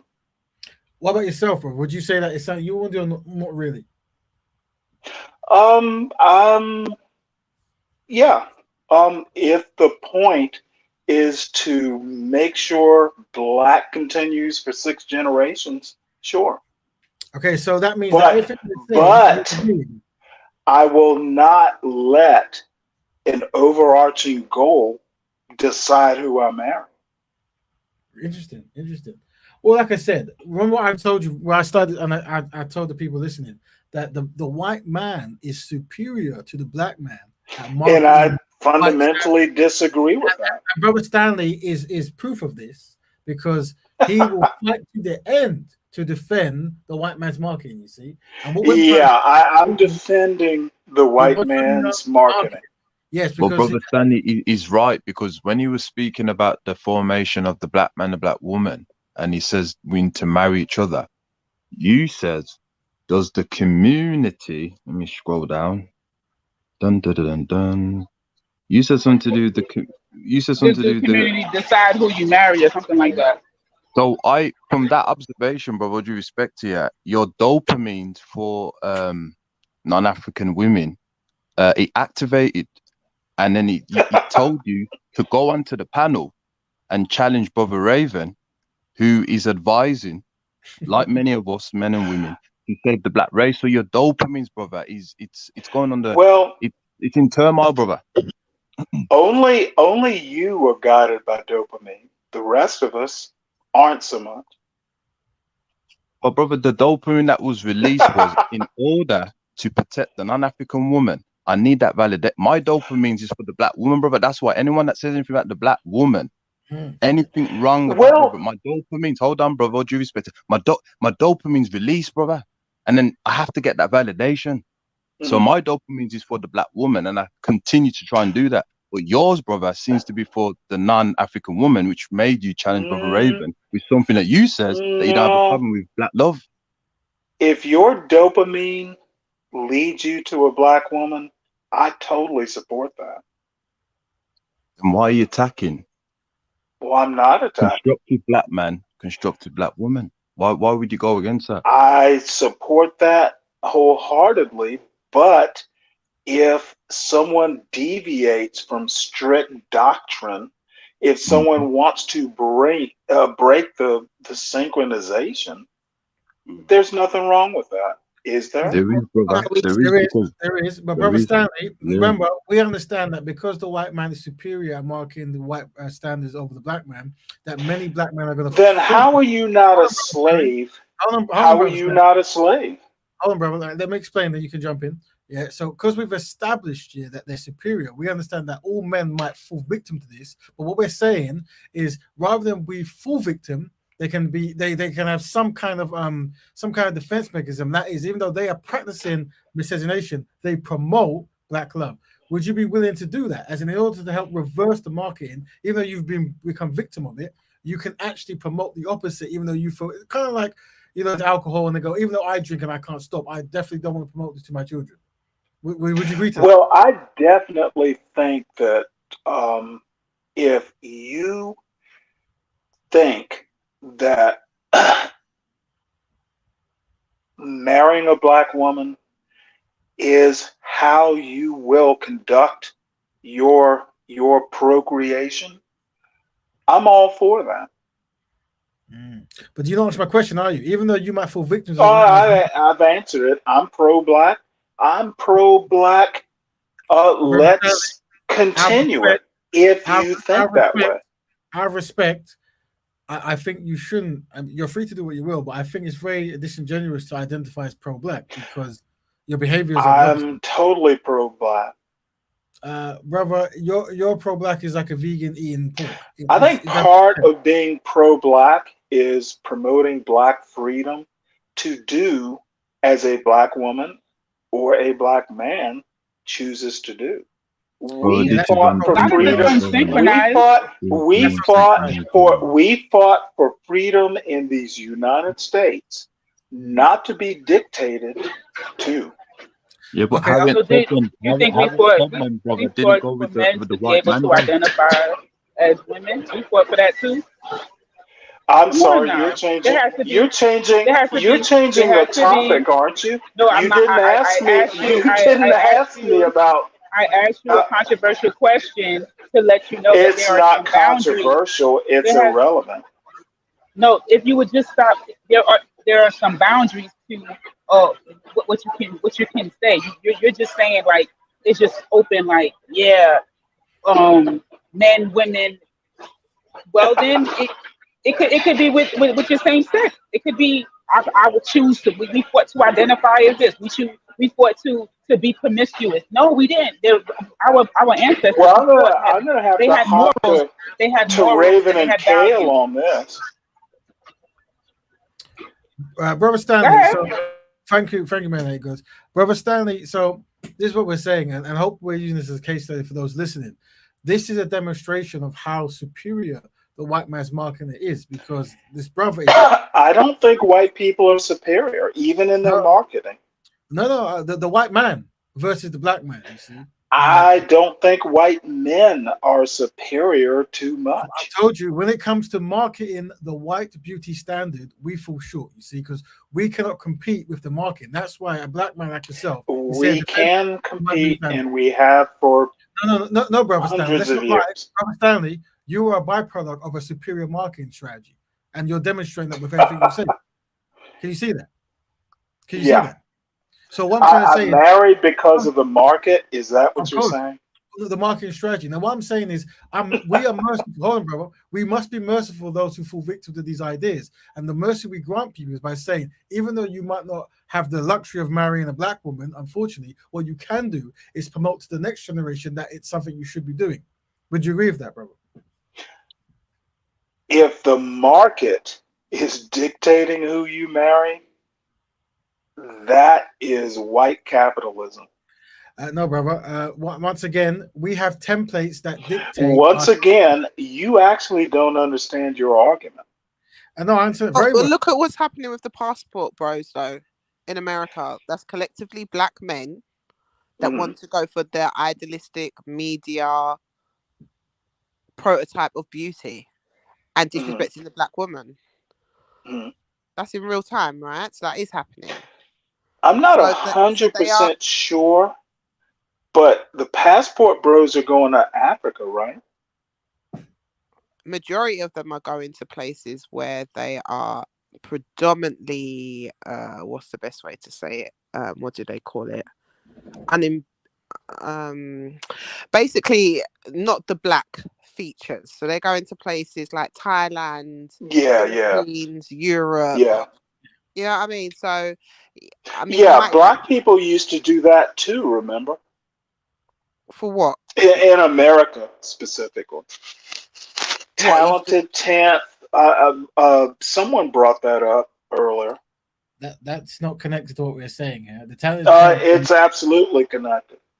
Let us know. European features, passport bros, looking to erase black features. It's intimately connected. The talented temp is about getting the economic elite to make money. No, and have it wasn't. It was also color as well. Well, the paper bag test. Yes, it was. Okay, but either way, we can agree. Either way, tribalism doesn't work. If it worked, let's do it. But it doesn't work. Yeah, it's a byproduct of white or racial whitening and black mental, and we understand that these processes were done to destroy because we have the documents. So we have to have strategies that work, bro. One thing is we understand that black love works, right? Because if you don't have black love, you don't exist, right? We have examples. Interesting. You see the examples here, bro. Hold on. Here's the examples, right? These brothers accumulate a lot of wealth. But today, all their wealth and assets is in the European, you see, and they've got big houses all over France. Yeah. Now, what I'm saying is, no black person will benefit from the wealth that was generated, right? But now, had they have married black people would own that. You see? Can you see that you have to have a strategy? Now, I'm saying that you might be a victim of the superior white marketing. Well, I think you might be a victim of the white man's marketing. Break it down so people can understand. You believe in such a thing as the white man's marketing in 2023. So are you saying that the No, I'm literally saying that you are the victim of the white man's marketing. Break that down so people can understand it. I know it sounds in 2023, you are talking about the superiority of white men in their marketing. And you're demonstrating. I say you are talking about it. That's my proof. Right. So once again, this is what I'm saying about. Oh yeah, right. Let's not actually address my comment. This is the comment, right? You have to acknowledge something that's happening so you can build strategy. Well, you have acknowledged. Hold on, family. Pretending something doesn't exist doesn't change it. Because if a man is kicking you in the head, you can pretend he can do it, but he won't get tired and keep doing it, right? Because if I say what doesn't kill you will keep trying. So that's what you have to remember, that, brother. Yeah? I hope you will be cured of your obsession with the white man's marketing. No, brother, I'm trying. We've highlighted that you're a victim of it, and that's why you keep defending every time. In my defense, hold on. In the white man's defense, because you're defending his ideology. No, you are talking about it, not me. No, we talk about black. You are proving its existence, brother. Tell me how that makes any sense on any kind of logical standpoint. It might make sense, except you're the one talking about it. Is that not proof enough? You believe in the fantasy of a white man's marketing dictating who you should marry. Okay, so what you're saying is when we look at the synchronized understanding, man. When we look at black mentor in Brazil, how black people have been destroyed in Argentina. I don't live in Brazil. You have a global reach that I just don't. Well, that means you're comfortable in your ignorance. We're giving you information that you don't want to actually. You know what? I'm just ignorant then, but I do know the United States, and I don't believe that the white man's marketing dictates any black man or woman over the age of 20 now, in brother, who they choose. The whole incel movement is exactly that. Yeah. So, well, we have to remember. I'm sorry, which movement? The incel system was talking about. Well, incels are mostly white. Hold on. The case study we're looking at is Brother Stan has used the word belief, and unfortunately, many unsynchronized black brothers who they use this as their defense mechanism to go, I don't believe that to be true, because in some dimension, not believing something makes it so. Yeah. Yeah, and talking about it means it exists, right? Hold on, brother. That's why when you come I'm not against these talking people, about it. they don't But believe he's in literally built a show around it. Hold on, Stanley, brother. That's what we have to ask. Can these brothers who don't believe in anything, can they ever display any tangible efforts towards black betterment? Anything that can be quantified? You tend to find no, because they live in this world of thinking. Yeah, thinking. Let me ask you a question. Once again, no answer to the actual question, but go ahead. Oh, well, no, finish. I'm sorry, I interrupted you. I'm just saying this, brother Stanley, right? That very rarely this I've never seen this energy for anything defending black love. I've seen it with options of marrying out and finding a non-black woman. But every time we mention black love, you jump in with this kind of gusto to talk about, oh well, people should have choice. But really, what you mean is the choice to They pick someone. shouldn't have choice. Well, here's what it comes down to, right? We define templates, right? Now, what does templates mean? Templates Life mean by templates. once again, you put down templates because when people are born, there's no direction, and who might influence that direction is a superior marketing white man who markets his own standards over our standards. And because we don't have a force dedicated to do the opposite, we will fall victim to his marketing. Now, I'm saying I want to join with like-minded brothers and sisters who are willing to create institutions to then promote the black beauty standard. That way, we can rival and we can actually have self-love. But you, who seems to be a victim of that branding, is fighting against that. And what you're doing is you're. Oh no, I'm not. I'm not fighting against it. You're using certain words to subvert by saying things like, "Oh, choice and love has no color," all this kind of stuff, right? But we've choice is not something black people should have. I'd say templates, don't I? As in, there's a template. So what is a template? We want a constructive woman. So the answer is no.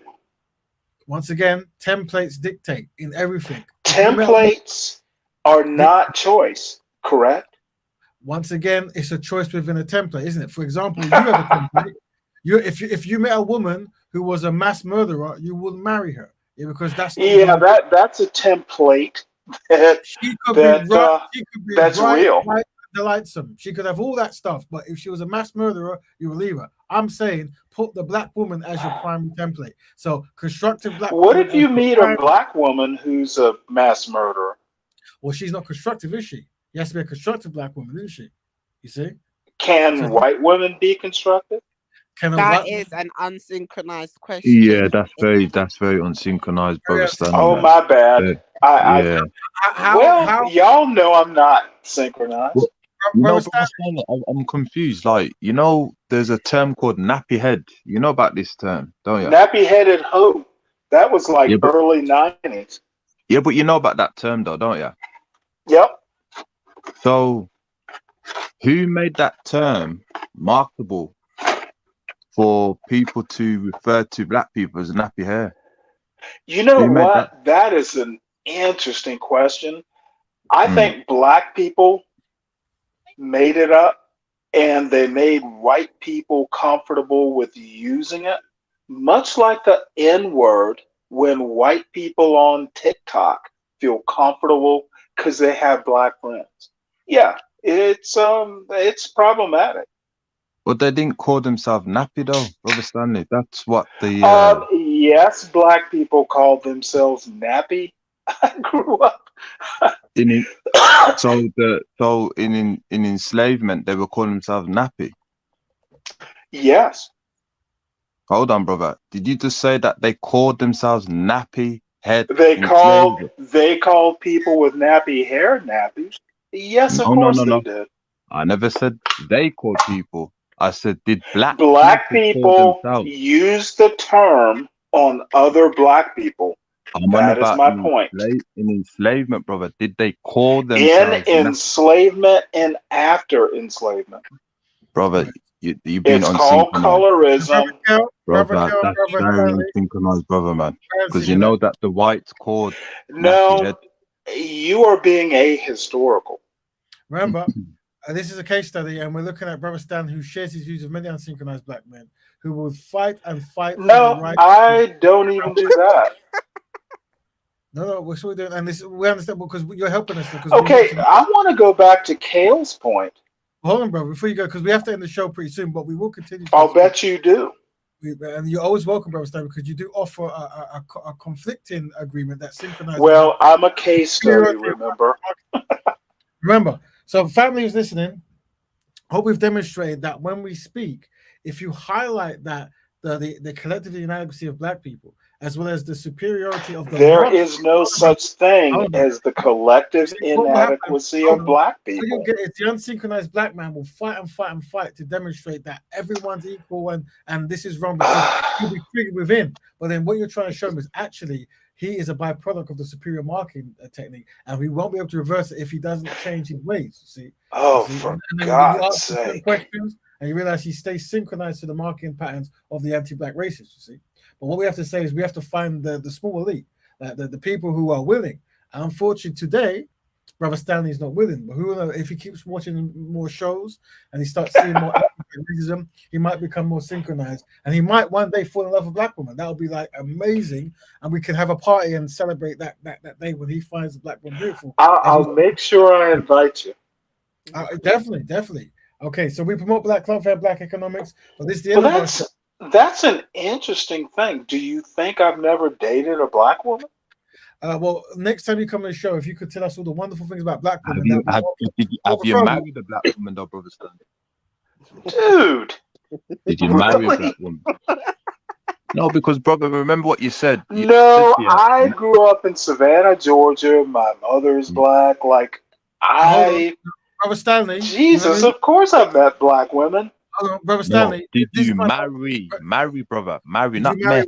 You did not marry. Did you marry?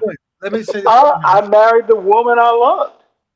And no, she was not Black. Brother, I never asked about love, brother. I said, did you marry a Black woman? Not marry love. So, nope. Okay, I did not. Brother Stanley, this is my point. You're gonna have all these anecdotal questions of I've dated that, but when it comes to the things that really matter, you will always do it with a non-Black person. This is the point about being collectively inadequate. Right? Every time. Hold on, 1 second. For those who are listening, if you want an example, all Black men will say, I just fell in love with Fairweather, but I also date whatever, right? But ultimately, the impregnation and marrying seems to always be left to the Jesus Christ. And the actors. But here it is. Whenever you have to give an example when you talk to help, go, imagine you're a police warden and you're in jail, and a man comes up, police officer, I'm innocent. Hold on, I'm innocent. Can I go? The police officers go, hold on. Do all Black people have to worry about police and what they think? Hold on. Well, I haven't finished the analogy yet. Then the police officer can say to everyone, go, well, hold on. Let me ask if any other prisoners, are also innocent to let them go as well. And what you'll find is every single prisoner will say, I'm innocent. It's just like with the masses of Black men with white women. They'll give you all the stories. Oh no, it was, I date Black women, whatever, but they won't be married to Black women. They won't, have anything good to say Black women, and they'll be defending white women, and that's how Brother Stanley is demonstrating. And all prisoners are innocent if they say so. Brother Stanley is a byproduct of a superior white man's marketing and strategy. Brother Raven is I'm going to meet you for 14 simply seconds. The white man's. I'm just going to, for 5 seconds, he's a byproduct of the white man's superior marketing of the white beauty standard, right? Now, if Black men get out together and we market, we will do the same thing to their men. There'll be white men talking like Brother Stanley, you see, and defending Black women in white spaces when they try to demonize Black women, as they tend to do. So that's our goal. Brother Stanley has helpfully marketed to us what is happening. And he's been a great case study, and we thank you for it, Brother Stanley, because we're now aware. Thank you very much. So, any last words from Brother Kel, Empress Kush, and Brother Stanley before we go? Yeah, I just want to say, Brother Stanley, that nappy hair was a derogatory term on us, brother, by the white man, and because he understood. Hold on, brother. He understood that the Black woman's hair, scientifically, brother, enforces wisdom, and it was also used to map out to escape from the plantation. So we have to synchronize, brother. Have you ever lived in a country where there's a plantation? I have, brother, yeah. In UK. Where? Yeah. UK. There were plantations in the UK. Yeah, UK. And if I lived in America, it would be America too. If I lived in therefore Europe, that makes you an expert on plantations and nappy heads. most definitely. If I'm from the black community, I must understand the political science historically and now in order to The navigate. operative word is if. Brother Stanley, on the screen at the moment, we should have brought up it earlier. This is the private preference we did a few months back. And what it is certain black brothers, they have these three thoughts in their head. One is, my preference is a white woman. White women. The second one is love has no color. I think you might qualify for that one, I assume, or maybe the top one. And then the last one is I really love black women. I want a black wife, which is probably the rest of the black men on the panel. Now, there's a fourth category. Hold on, friend. Let me finish. Now, if that's the case, we've given, even though that might be in your mindset, we've given you something that you can speak like that will be more collectively benefit. Would you be willing to say, I don't know who I might marry, but I understand a black woman would be better as a wife for black betterment purposes? Would you say that's probably a better thing to say than love? I think marrying a black woman would be easier because Raven would approve. Right. Well, how about I don't know who I might marry, but I understand black women would be better. Who knows who they're gonna marry? Right. Okay. This is white man's marking. Anyway, anything you'd like to say, Empress Kush? Yeah. And you are his carnival barker. Very unthinkable. Very unthinkable. I was just gonna say, another great show. I really enjoyed it. It was great hitting all of the topics that we got through, and the learning. I'd like to say that I now see that even more of a greater purpose than it originally was to continue the Black Betterment and to push this narrative, because effectively, Brother Stanley, I'm doing it for your preference of what you want to look back on when you're in your rocking chair when you're 90. Yeah. So, Well, it won't be replaying this show. The Empress is talking. Yeah. So technically, even from the non-believers to the believers, we're helping you all. Okay, for what you want deep down inside. Yeah, we all know the truth. It's just some of us are able to say the truth. So, to you, Brother Stanley, I'll say you're welcome. And and to you, I say I forgot to say thank you. You're always nice. So, of course. And Kale, I love you. Brother Raven, I love you. Of course, brother. Look, they clearly love you because they're doing it despite. They're doing it so you can look back in your rocking chair and see what you want to see. No, I wouldn't have called in. I'm used to being beat up. I love the show, by the way. So it's all love, Brother Stanley, but I only see one color, and that's the black color. All right. Big up, brother. Big up. I can't follow that one. Well, thank you everyone for your last words. I am by saying this: love has no color, but black love does, and it's black. Until next week, Black Betterment. See you guys, and have a good Black Betterment week. There you go. Bye, family.